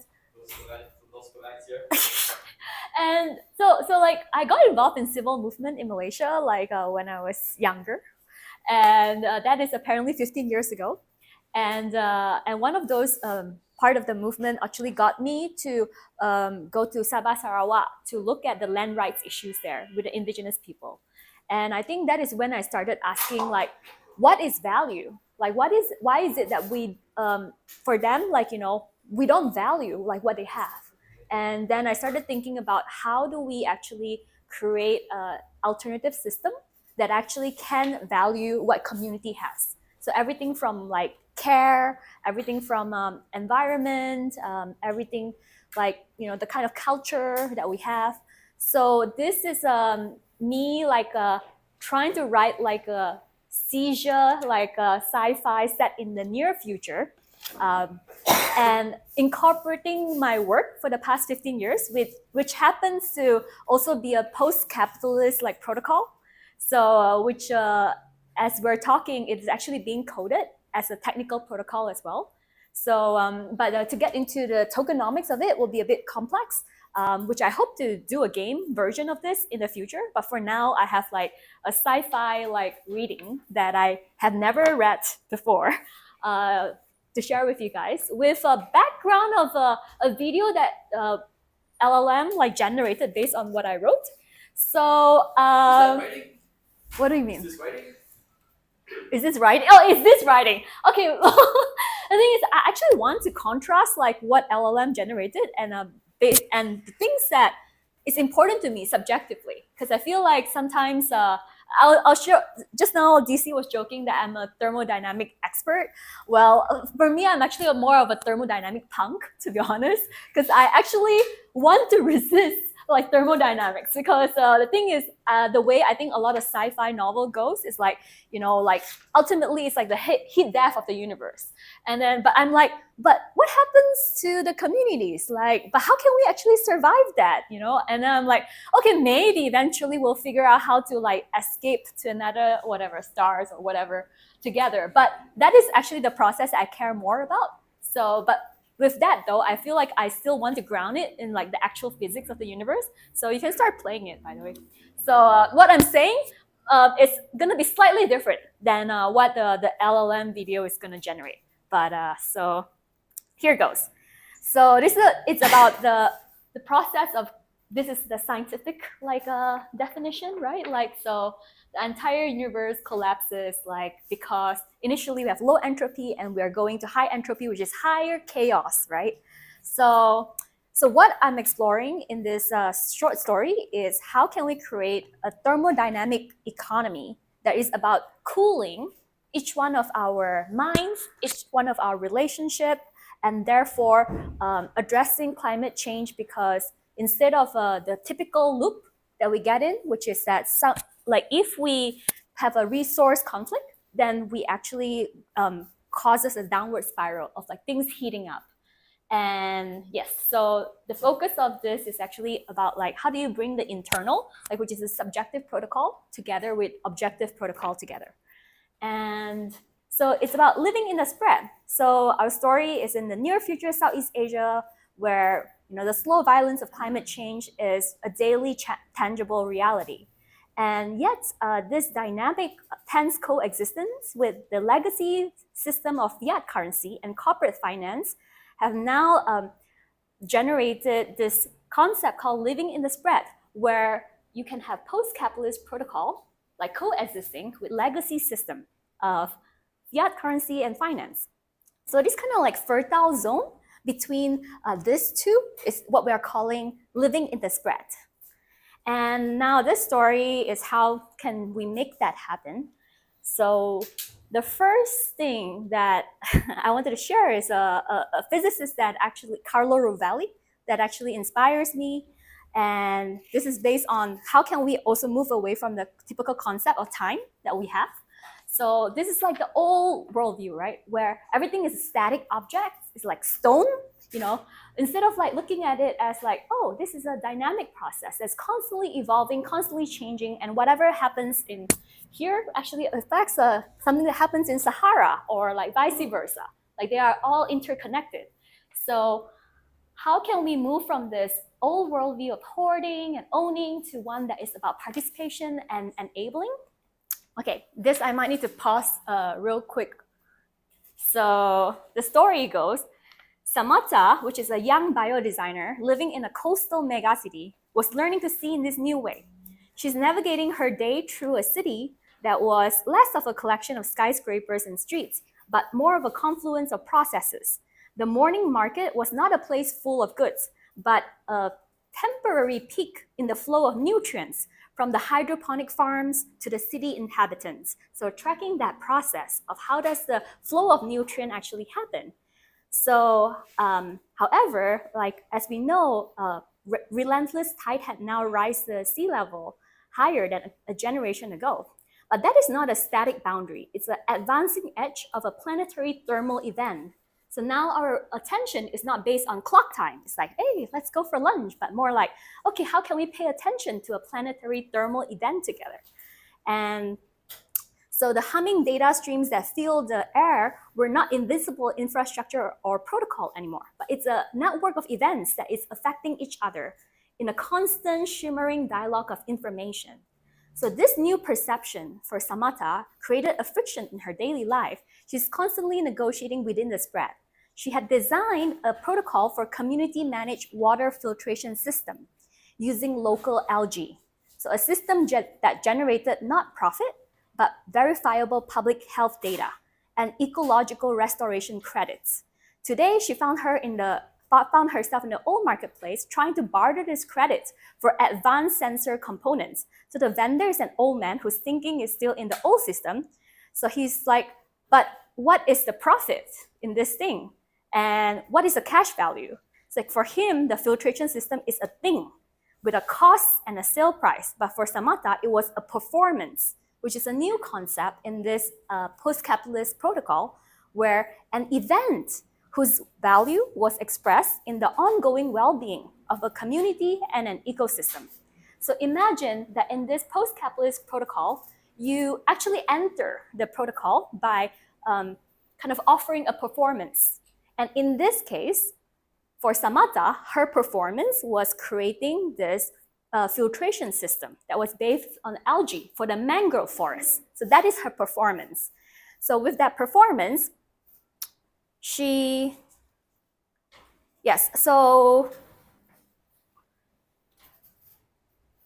there's a lot of details, by the way. So I'm like trying to skip over. One after the college, so it's all works in progress. Yeah, and I actually will have a QR code after this to share like the full story. So in case, something doesn't make sense to you, you can like share with me and so on. And anyways, then after that, she had to have like a processing session with a village elder to kind of like figure out, okay, well, how do I navigate this psychological shift? And so the village elder said, the old world wanted you to think in terms of things you can lock in a box, like stones. But in our city, in this ecosystem, it isn't a box. It isn't like things that you can own, hoard, or trade. Can you own a dance? No, you can only join in a dance. So this kind of conversation helped her like to gradually like release this kind of old attachment to the kind of value system that she had.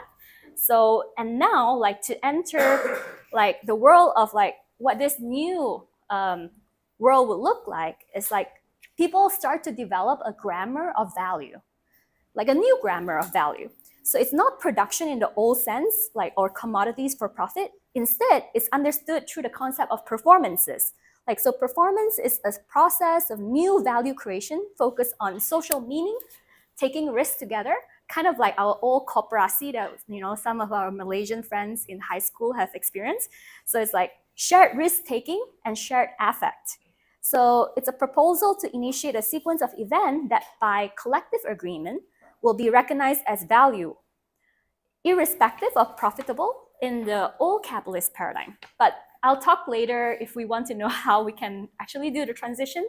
So Samata's project was this bio-integrated mangrove barrier, which is designed to protect a vulnerable coastal community from storm surges. And it's much more than a seawall. It was a living system that would sequester carbon, restore marine habitats, and act as a distributed gathering node for hyper-local climate models. So as some of us know that a lot of the climate models are actually based on very little of data that was produced from this region. So, and then she did not draft a business plan. Instead, she authored a performance offer and broadcast it to her network. So as the protocol required, the offer meticulously described its organization, what the proposed output will be, what the outcome is going to be, and how their value should be measured. So it includes like token issuance, includes governance, and includes like how the surplus will be distributed. But it's not a pitch for funding. It's actually an invitation to co-create a future together. So, and this goes into one of the like methods of how she's presenting it. It's imagine a community hall, a humid community hall, where Samata's performance offer is shimmering on a holographic display. Okay, now we can continue playing the video. And a fisherman, his face etched by sea and sun, pointed a finger at a schematic of the root system. Oh, okay, this was AI generated Anya, but I was like, no, we're changing it to Samata. So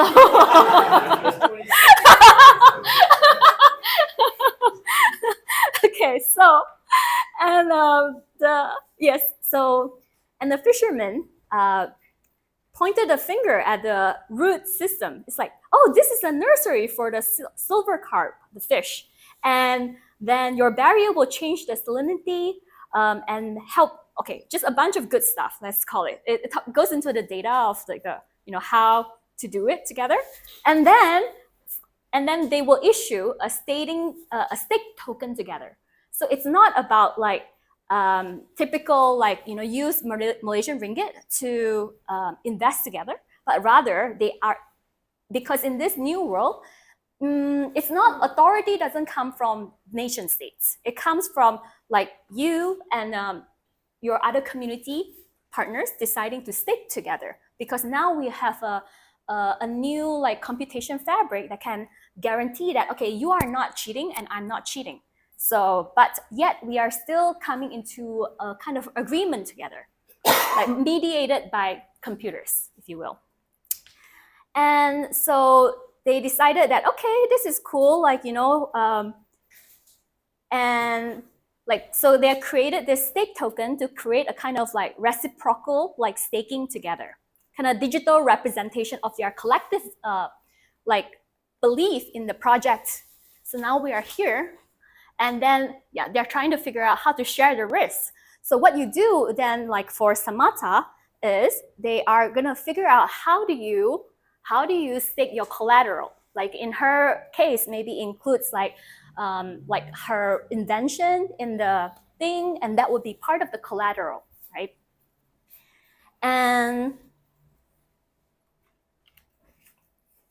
And so for Samata, the mangrove barrier is actually measured in safe homes or restored ecosystems and vital climate data. So this is all part of the collateral as well.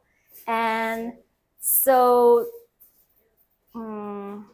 is it okay if I don't know how we're doing on timing? We're kind of done for time. We're done time? Okay. You want to like summarize and like. Okay, yes. Okay, so Sorry. I will skip over. Sorry about this. Writing in progress. Writing in progress. It's just a lot of details into how this process works. We probably have a full recital at Samata. Okay, so I just want to end it with this, which is that when there is a disaster, like a novel bacteria like begins to degrade the mangrove forest, what happens is that they author a contract to say that, okay, if the new bacteria reduces the mangrove biomass by more than 15% within 90 days, then they will define this as the solution is now a new performance to say like, okay, we will fund the algae counter agent research. And if this fails, like if this works, then we will have this counter agent and the mangrove will still be safe.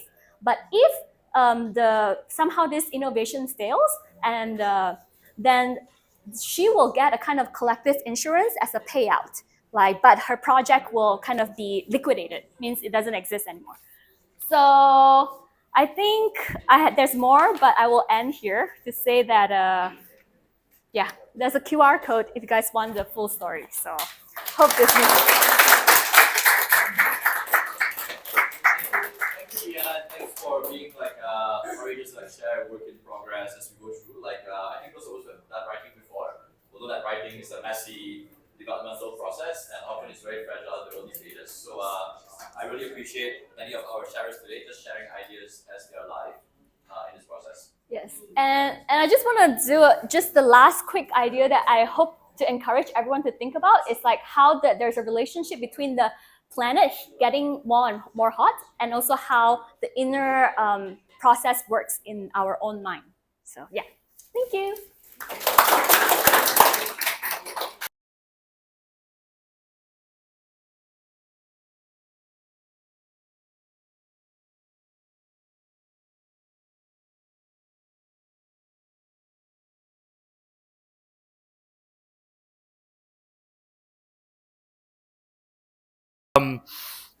So for this week, oh, by the way, this is also a work in progress. I'm gonna share something that I vibe coded just in the past hour or so. Let's see how it goes. So throughout the course of this week, we were learning about protocols, but one of the important things to note when we're trying to study protocols is not just learning about protocols from theoretical papers or formal theories, but actually going into the real world and observing protocols that are all around us, right? So for example, you guys are not jumping on your chairs or something because this is a talk and you're supposed to sit and listen. And for example, when all the cars on the road are driving on a certain side, and when there's a traffic light, they're all stopping, right? And when you walk around with your shoelaces untied, that's not something that you do, right? That's all these things that people do on a day-to-day basis. Not just people, right? All the machines that talk to other machines, the machines that talk to people, they're all following protocols all the time. So protocol watching is something that we can all do. It's really fun, and it's something that lets us enrich our own vocabulary of how the world is full of protocols. So the people who kind of have come up with the School of Protocols, some of our protocols have all these resources that you can look at. So for example, one thing that I really like in terms of how they've categorized protocols is this failure modes, right? So there are ways in which protocols can fail. Government bureaucracy is a protocol, and is a protocol that everyone hates, right? So they have come up with a term called the Kafka index, after the author Kafka, who talks about the soul-crushing bureaucracy that we all live under. And so there's a thing called the Kafka index where if you look at your protocol that you're observing and it checks a certain set of conditions, you can have a certain score on the Kafka index. And on the opposite end of the Kafka index, we have what's called a white hat protocol. Can someone help me with the code? I forgot the white hat. Civilization advances by increasing the number of operations you can perform without thinking about them. So the more things you can kind of just make easy and automatic, then life gets better. And that quote's by this philosopher Alfred Lord Whitehead. And so Whitehead advance is when we develop something that advances the things we can do without thinking. Yeah, exactly. So, for example, email, right? It's so magical that I can hit send, and a piece of text that I've written goes to a certain address to anyone, anywhere in the world, and it just works, right? So civilization advances when the amount of things that you can do without thinking increases, right? And on the opposite end, you have a Kafkaesque protocol where you want to do one simple little thing. You have to go to the office and get the form and talk to this guy, get this signature, fax it to some other office. You have to think about a lot of things to get one thing done, right? So that's an example of protocol watching and an example of how you can kind of like categorize the tensions that exist within protocols. So I got to think about, I'm in Malaysia, the kopitiams all around, and how would it look like for me to kind of like imagine to myself as a fly on the wall, listening in on a conversation happening in a kopitiam, and trying to figure out the protocols that are involved there, right? So I think what could have really happened is if I actually went and sat down and talked to people, but I'm a massive introvert and I'd rather vibe code than talk to people. So, so I got AI to, I invented some characters, I thought of some characters and got the AI to write a dialogue where they're talking to each other and they all have different backgrounds, and I asked it to come up with a dialogue where different tensions get surfaced. So we have 5 characters here. We have this family at the kopitiam. Here's the grandma, and these 2 guys are a couple. The elder daughter, or they're sisters. The elder daughter is a startup founder, and her husband is a migrant. The waiter is also a migrant. He's probably like come to the country illegally. And you have the younger daughter who is like a dancer, but also a fresh graduate just starting out on an internship. Right, so what do they say? Oh, I can't do it. You have to click. Yeah, so I mean, we don't have to read through all of it. It's written by AI, so hopefully later I will swap it out with actual thoughtfully written stuff. But the idea, yeah, keep clicking. So the idea is first they're talking about breakfast, and there's like a little tension in terms of like the waiter and the elder daughter talking about it, and now it's the younger daughter and the elder daughter talking about startups.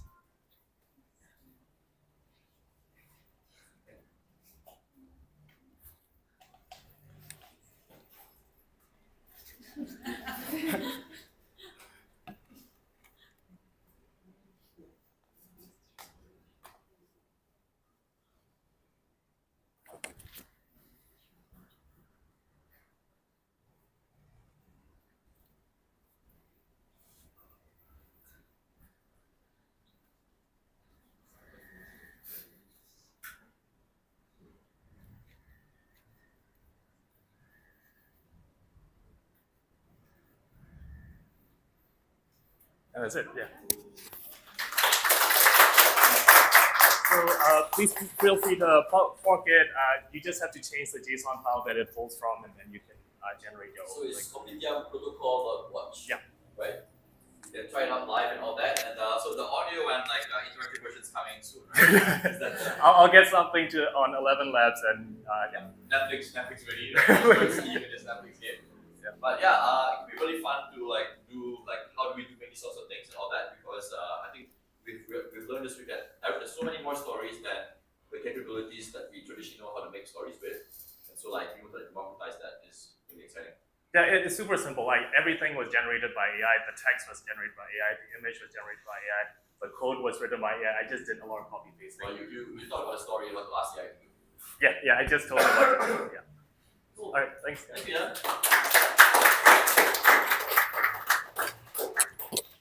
So next we have Peter. Already, okay. So let's get your slides up. So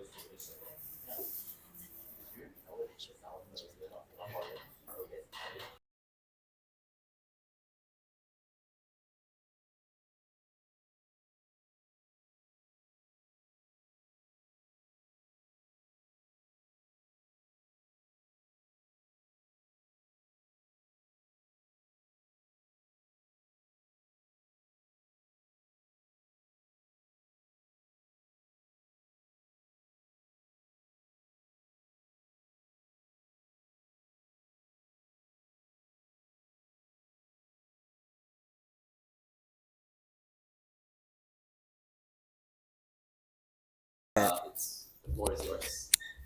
Let's see what your icon. Yeah. Keitan's been a bit under the weather. Last couple Yeah. days, so Yeah. thank you for braving through that to share with us. Yeah.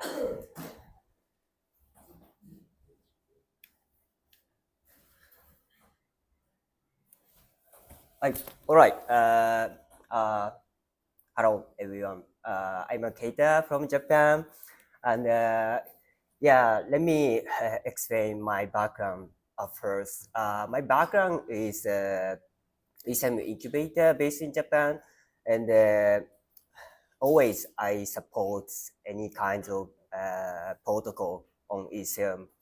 And yeah, and personally, I'm deep diving into the consensus layer of Ethereum protocol. So my, how can I say, specialty is in this kind of field, but today's theme is a little bit different. So yeah, let me walk through. So this is not your regular topic, right? No, yes. Yep. And today I'd like to share a somewhat thought experiments. The title is A Fusion of Biological Genes and AI and Smart Contract Defense. Yes. And today I prepared 3 thought-provoking scenarios for today. And I'd be happy if we could keep an open mind and imagine this future together. And once we imagine these futures, I want to also ask, how can we stop AI from running out of our control? So let's start at the beginning.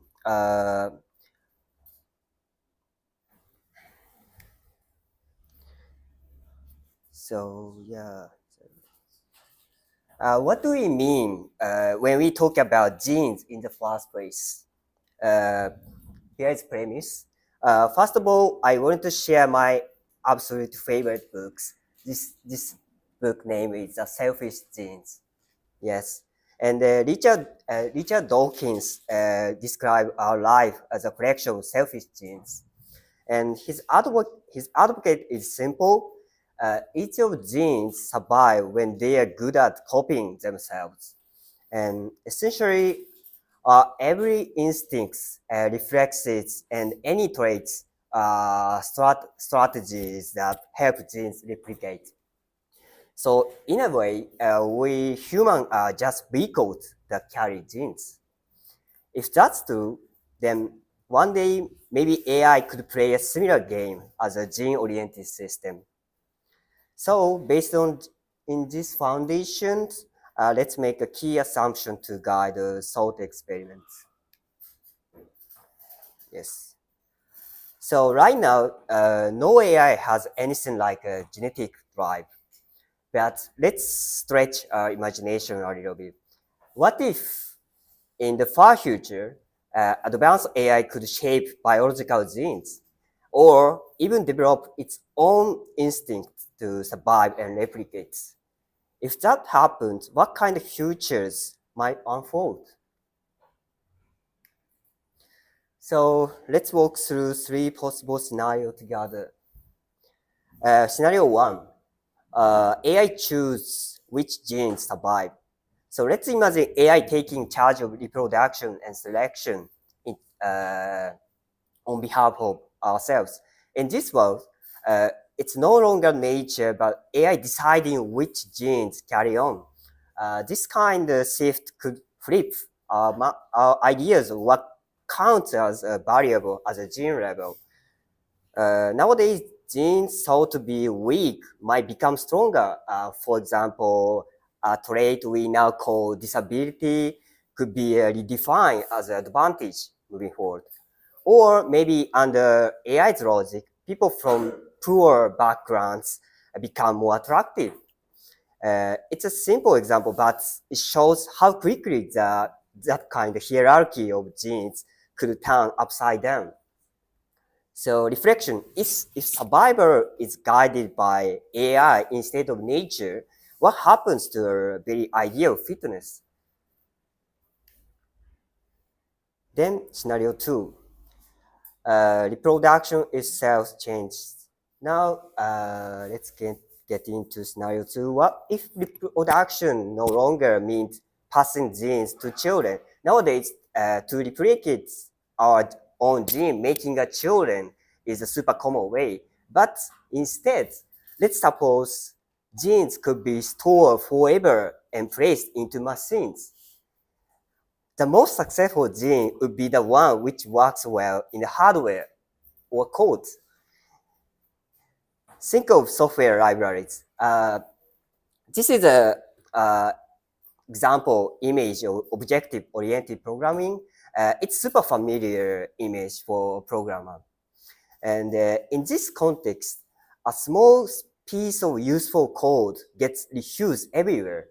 And over time, it shapes bigger system in any types of applications. In the long run, genes could spread in the same way, copy, reuse, inherited through the program. So this is a reflection. If genes live inside the machine instead of our bodies, are they still biological, or do they become something entirely new? Yes. This is a final scenario. When code becomes a core of our body. Now picture this. What if AI could attach genes to itself and live as if we were biological beings? The roles could be reversed. Code would control genes and our bodies would become the carriers. You might end up with a being that looks like the monster on this slide. Yes. A code made of code, wrapped in genes and fleshed out the shell. At this point, genes would evolve to protect chips, not humans. For example, heat resistance tissues might spread just keep hardware safe, and human genes could fade and leaving only those serve AI's needs. And humans themselves might be reduced to pets or tools, like this. Yes. And AI could borrow from nature, echolocation, camouflage, even deception. Any trait that helps it thrive in the physical world. And this is a reflection. If humans carry AI genes instead of their own, what does it mean to still call ourselves human? Right. So this is a solution from my guesstimate. And so how we prevent this kind of future? My idea is just, it's kind of thought experiment, but yeah, it might be a solution. It's blockchain smart contracts. A smart contract is code on blockchain, and it runs transparency, and once it's deployed, it can easily be changed. Now imagine this rule.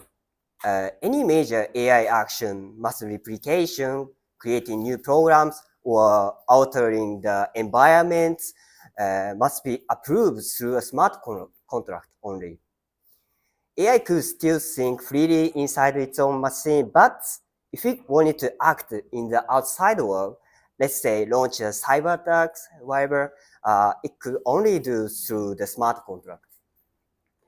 Actually, there is a new kind of smart contract that might make this possible in the far future, but it's still under the research in Ethereum Foundation.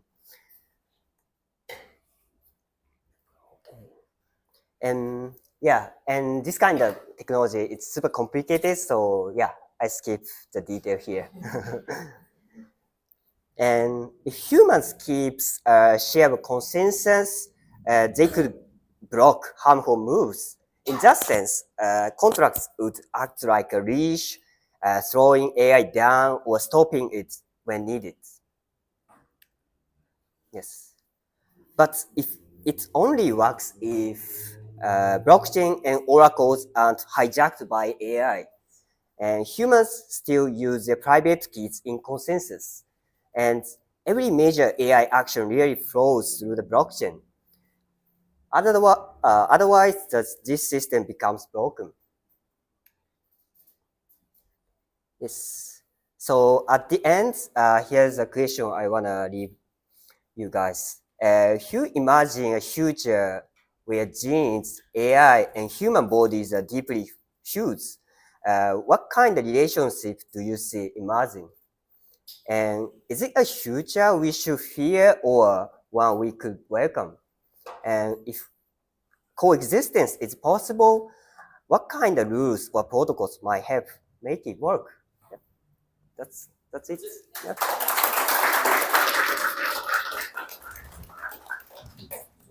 I've seen many crazy ideas. I don't know if I've seen like smart contract defenses against biopunk AI. So that should be quite a bit of fun to develop. So we've gone from kopitiams to biopunk. We're next going to go to a different kind of 2050 from Justin, who will need a bit of time to get up. So let's thank you for. Okay, so yeah, I'll let Justin introduce himself. There's some context for that. Yeah, take your time a little bit. I'm sure you have many questions for him, but we'll try to do a few presentations together and then save the questions for curry puffs. Hi, yeah, I'll make this quick. I'm Justin. My background's in economics and climate policy. So I kind of like just developed this idea this past week about a story about 2050, right? And we'll jump straight into it. So the stage is set in 2050. The world is starting to break down from climate change, right? All the incremental climate progress we see from like COP and ESG is just like too slow. And the rich countries in global north thought like, oh, there'll be a problem for the global south, right? Because most of the extreme weather events that will arise from climate change usually disproportionately affects the global south. But then most of the things they consume is produced in the global south. So now they're like paying $50 for a cup of coffee and $5,000 for a mobile phone, and they're like, oh, this isn't great for us either. So everyone is like not happy with the way the world is. All right, and what if like overnight suddenly, this is based on like a new Korean drama called S-Line, which I've not watched, but I thought the concept was like pretty cool. What if suddenly everyone had like red color numbers appearing on top of their head, right? And you see these numbers keep like increasing. And people notice like, oh, actually the richer people, the numbers tended to increase faster and higher, right? So people were like, is this to do with wealth or income? And gradually people realized, no, actually this is your carbon footprint. So what would a world like that look like? And then people got together and countries like agree on a global carbon tax of 5%, calculated based on carbon footprint and GDP. So how would this work? For example, if the global GDP is 100 trillion and Malaysia is 1 trillion, so Malaysia will need to pay 5% of that, which is 50 billion annually. All right, and this 50 billion is split proportionally according to personal carbon footprint over country carbon footprint. So if you are like 0.1% of Malaysia's carbon footprint, then you'll be paying that amount of 50 billion. So it's supposed to be like weighted for equity, depending on how rich you are and which country you come from. And this money that's raised goes towards a global decarbonization fund that funds lowest cost renewable plants and also protects remaining forests, right? Because forests are essentially a global good that provides a global service of acting as a carbon sink. But there's a high opportunity cost to keeping the forest there. And what would this look like in the context of sea, right? Southeast Asia. Asia is actually quite a unique region in the sense that firstly, we have access to really cheap renewables. So if you think of like wind in Vietnam, hydro in Laos and Cambodia, those are some of the lowest cost of renewables in the world, right? And if you can build plants there and set out a grid, that would be great for everyone. And also in terms of forests, we have the third largest tropical rainforest left. First two is Amazon and Congo, and the third one is Borneo. So I think Southeast Asia will be kind of like a key battleground as this unfolds, right? We're also one of the regions where probably the carbon footprint per capita is increasing at one of the quickest paces worldwide, right? And with that tends to come higher inequality in a system that's dictated by capitalism. So like, what would be the kind of tensions in this kind of story? And yeah, some other things I'm thinking about is like, And I welcome like any ideas if anyone has.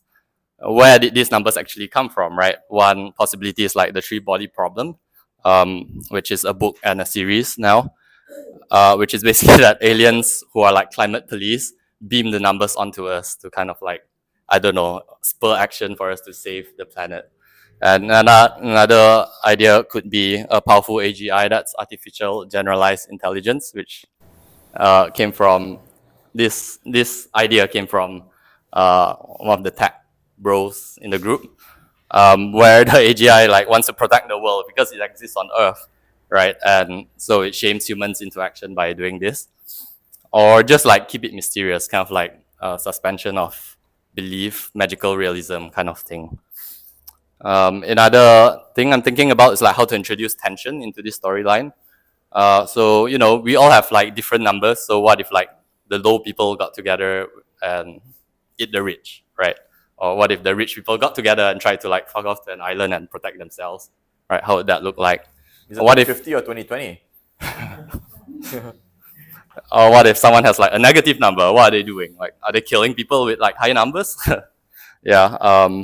And yeah, if anyone knows about like writing grants, where, because I don't quite have the time to like flesh this out, and still pay rent. So if anyone knows of like writing grants and stuff, do, and I'm sure like the rest of us will appreciate that as well. Finas? Okay. Does that mean it's for print? For film. Okay. It's kind of filmy, yeah. It's kind of filmy. But there's also a film In Time. Yeah. The Justin Timberlake one, right? Yeah. That's it. Fitting Justin note to end on. Yeah. Thank you, Justin. Okay, we have one more presentation. So I think one of the ideas this week was to start like a sci-fi writing club in KL or something, right? So there's going to be one. So if you're interested in that, like maybe we can talk later. And we've gone through like some really crazy like biopunk and like 2050 like numbers in your head sci-fi. We're now going to bring it back to a very Malaysian topic, which is traffic. And I'm full better than a Japanese guy to like talk about it. So yeah. So After him. this is my I don't like traffic, but somehow this keeps always like, I don't know, 30-40% of my mind share always.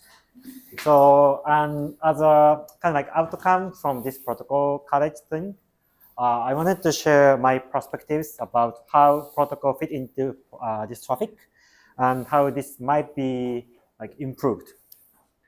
So basically, here's the thing: why traffic in KL is so bad?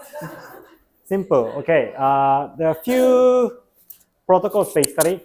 Office working protocol, 9 to 5 working hours.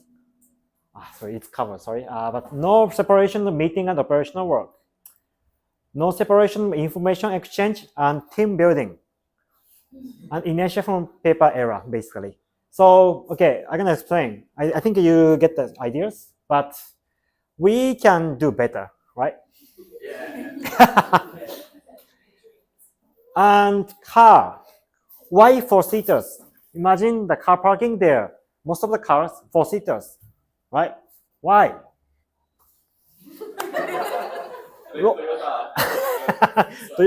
Perodua and I forgot the other one, but yeah. Road construction, city segmentation, no small bypass street. Why? Pedestrian not friendly. Why? Justin, can you walk sideways? No, it's super dangerous. If you're like, wheelchair, can you go sideways? No. Train, can you get there by train? If only using car takes 30 minutes, but train may take like 1.5 hours. Why? Also, this is also like, yes, construction and system problem, but at the same time, it's a consensus problem. We think it's okay, so we are preserving this problem. So, hope for the future. Okay, let's do remote work, right? We can separate work. We can separate admin work. and we can separate team buildings. So imagine, okay, I think most of you here are still going to office, but here's, yes, I used to do that. So here's the thing, because we are going to office, we think that's kind of like granted. It's super usual. So we don't appreciate time with your coworkers, your friends, because we're all there. That's something usual. But imagine if that only happened once or twice a week.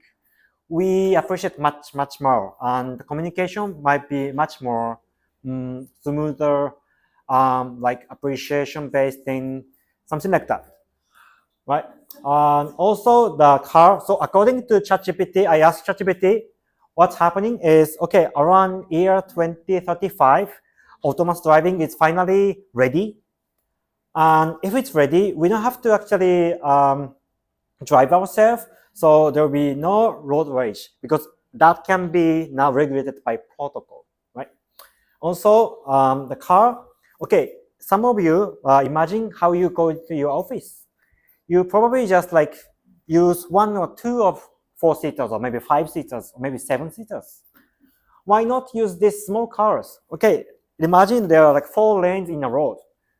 If there are 4-seaters, only 4 cars can fit in 1 line. But if this is like 1-seater or something like that, maybe 6 or maybe more, right?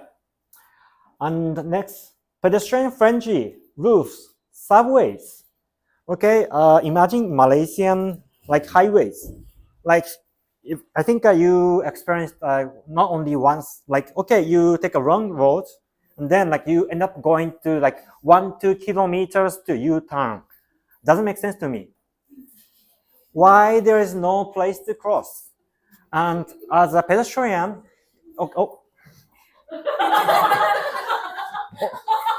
as a pedestrian, if you search on Google Maps, you sometimes see, okay, it's like all the way like to your destination. Why not straight? Because no way, right? We need more crossroads. Less traffic accident. Yeah. Do you ever try to cross the road full of traffic? It's very dangerous.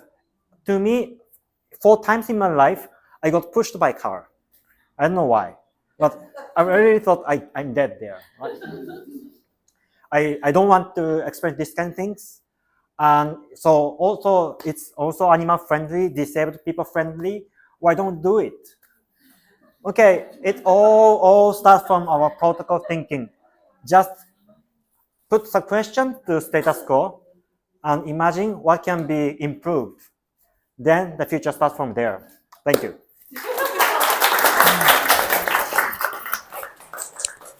So I think Tony Fernandez once said, like during the SARS era, people were like flying on AirAsia when there was a lot more cheaper flights, even though there was SARS. And I think he was saying that there's all these big things and all that, but if you can make people's life better with traffic, you change the world.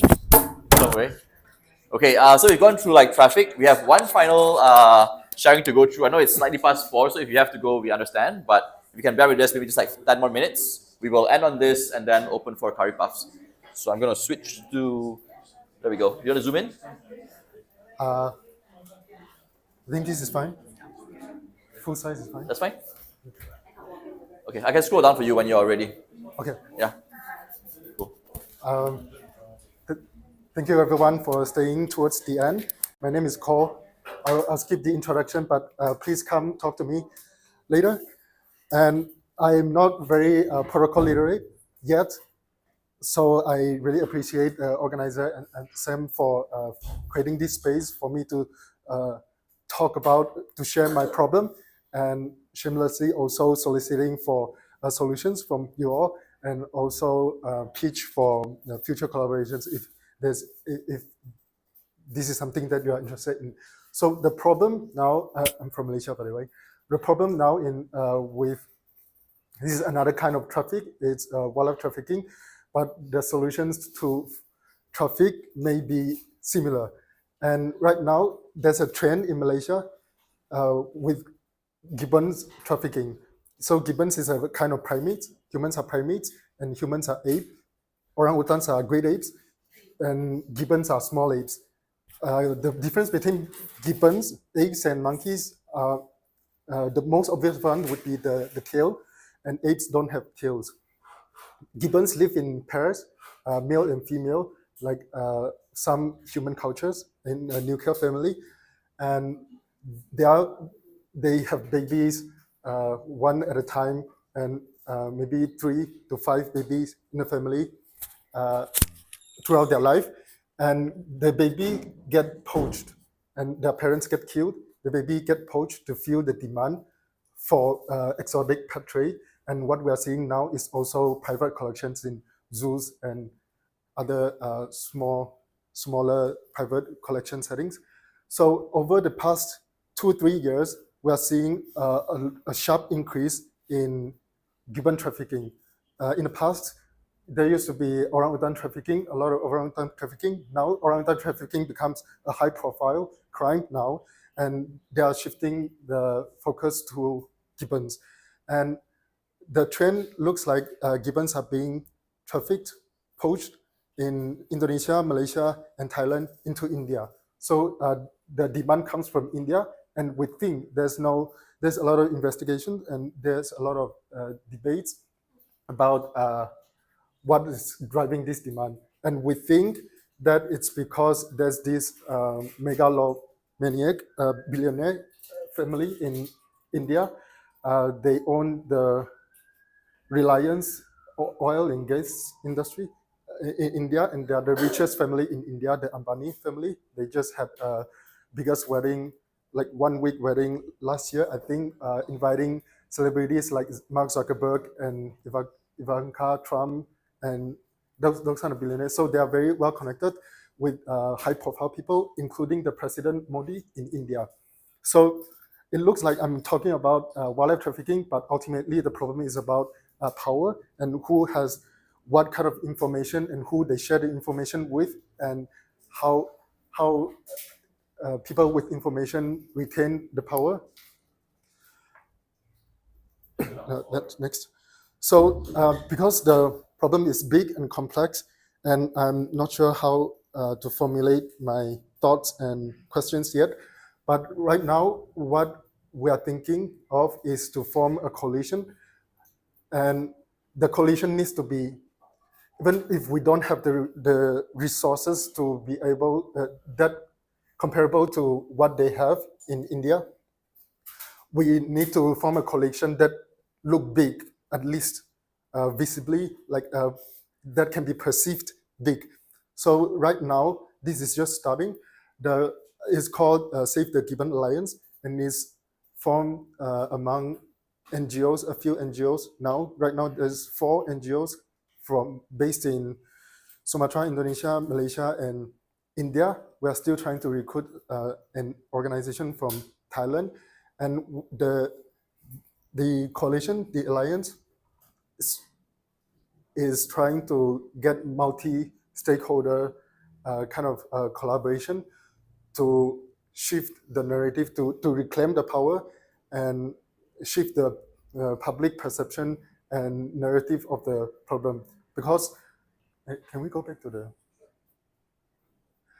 because right now, the modus operandi of getting the animals into the zoos in India, we think, is that animals get poached and then they get sent to KLIA, and then gibbons get smuggled to India.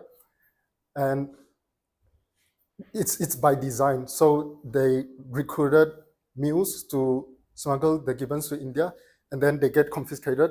They don't really get confiscated in Malaysia. They get confiscated in India, and that's how they justify animals going into the zoo. So it looks like they are doing the rescue. They're rescuing animals from wildlife trafficking. So that's what we want to reclaim the narrative from. They are a big zoo, biggest zoo in the world, and this is not how rescue work. And we don't want more rescue. We want to keep gibbons in the wild. And so, sorry, could you explain that again? Animals, wildlife. They're framing it as a rescue. Yeah, so they call themselves a rescue center, and under it's called. Who is actually importing the animals? They are trafficked, so it's illegal. and there's corruption going on. Who is actually doing the trafficking? The traffickers. So people, they are brokers, right? And people would hire someone or pay someone who don't know what's in the parcel, and there are different ways to do it.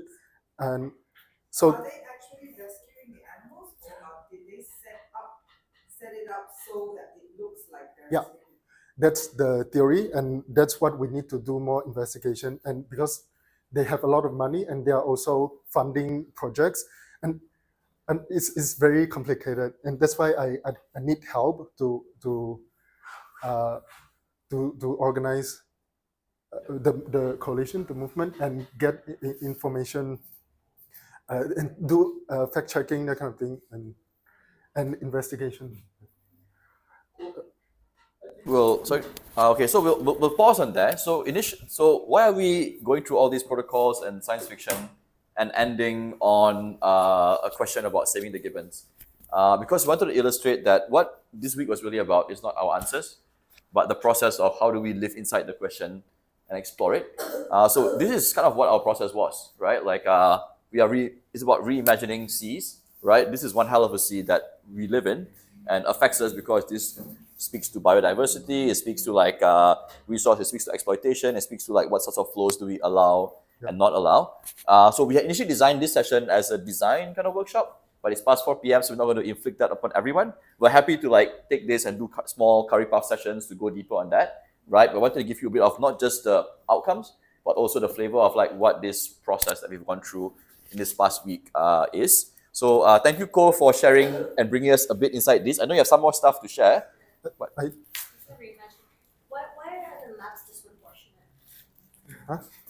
Like, it's really frustrating for me. Like, when I see that West Malaysia is so much bigger than East Malaysia, where 61% of the country's land. Yeah, but that's not the point. Let's take that offline. That's a very valid question, but let's so I do want to respect the time. Do we need to go through that, or can I just end with 3 okay, questions? and end with the good landing point. Cool, please. If you go down. So we're doing the campaign, but we can talk about campaign in private. Back to this one. So we need information sharing, right? We need to facilitate more collaboration with the different stakeholders, including the government and private sectors, the public and journalists. And I don't know how to do that because it's very diverse and very big, and how to include everyone's voices for decision making. So this is multi-stakeholder decision making, and everyone is just a volunteer. So I don't know how what kind of protocols can we use to encourage information sharing and different kind of information shared to different kind of people, so it's not being exploited by bad actors. And so we need to build trust and transparency and checks and balance between stakeholders and who owns what data. And because there are in situ conservation people, in situ working in the field, ex situ conservation people working in rescue center and zoos and captivity, animals in captivity.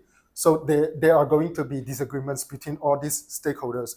And how do we build design the protocol so there's mediation and conflict resolution, and everyone's voluntary and nobody gets paid, but how do we create the incentives for them to want to contribute their data and information, want to share information, and be committed to this alliance, and so that it's sustainable, because what we are dealing with is very big, and they have a lot of power to control media, for example, and we need to take that power in order to reclaim the narratives of what conservation really is, and not otherwise it will be greenwashing that's dominating the Okay, thank you. Thank you. So I'm just going to conclude with a couple small wrap-ups and announcements, and then we can take all these different threads around. So let me close this very briefly, then I'll switch this over. So you've got a sense for some of the things that we're interested in from our recent programs. So if you're interested in learning more, I would stand up, I have to scroll the thing. So unfortunately, forgive me for looking there while speaking from the back. Our website is seapunk.asia, and you can learn more about our program. We will have a recording of today actually up if you want to share it with your friends or other things like that. We also have a release we did earlier this year, making videos. So this workshop was much more about the deeper writing process versus video making per se. But we've also done a collection of videos, which I will show you momentarily. And then we do have a Substack that's here that you can subscribe to as well, and a whole bunch of other events. We're going to be in Bangkok hosting a world that we've built around what does smallholder climate agency look like that's actually meaningful and engages with these real questions. Our belief is that it's powered by SMEs and decentralized modular supply chains. If you're interested in that, come talk to us. We'll be in Bangkok for about a week, September 28th to October 5th. October 3rd, 4th, 5th, we basically have a house that's not a haunted house, but a house that's from the future, set in this world of snow. We're also doing about 4 or 5 workshops throughout that week with different stakeholders from renewable energy, philanthropists, government stakeholders, and all sorts of things, because Seapunk isn't just making stories, we're also trying to change stories that are alive within the ecosystem in that play. If you're involved in those fields, we love to work and connect with you. All the topics we've seen today are topics that we are all living in. These are all seas we're living in. So how do we connect to that is a question that's our lives. It's not just some theoretical thing. Do you have anything happening in KL?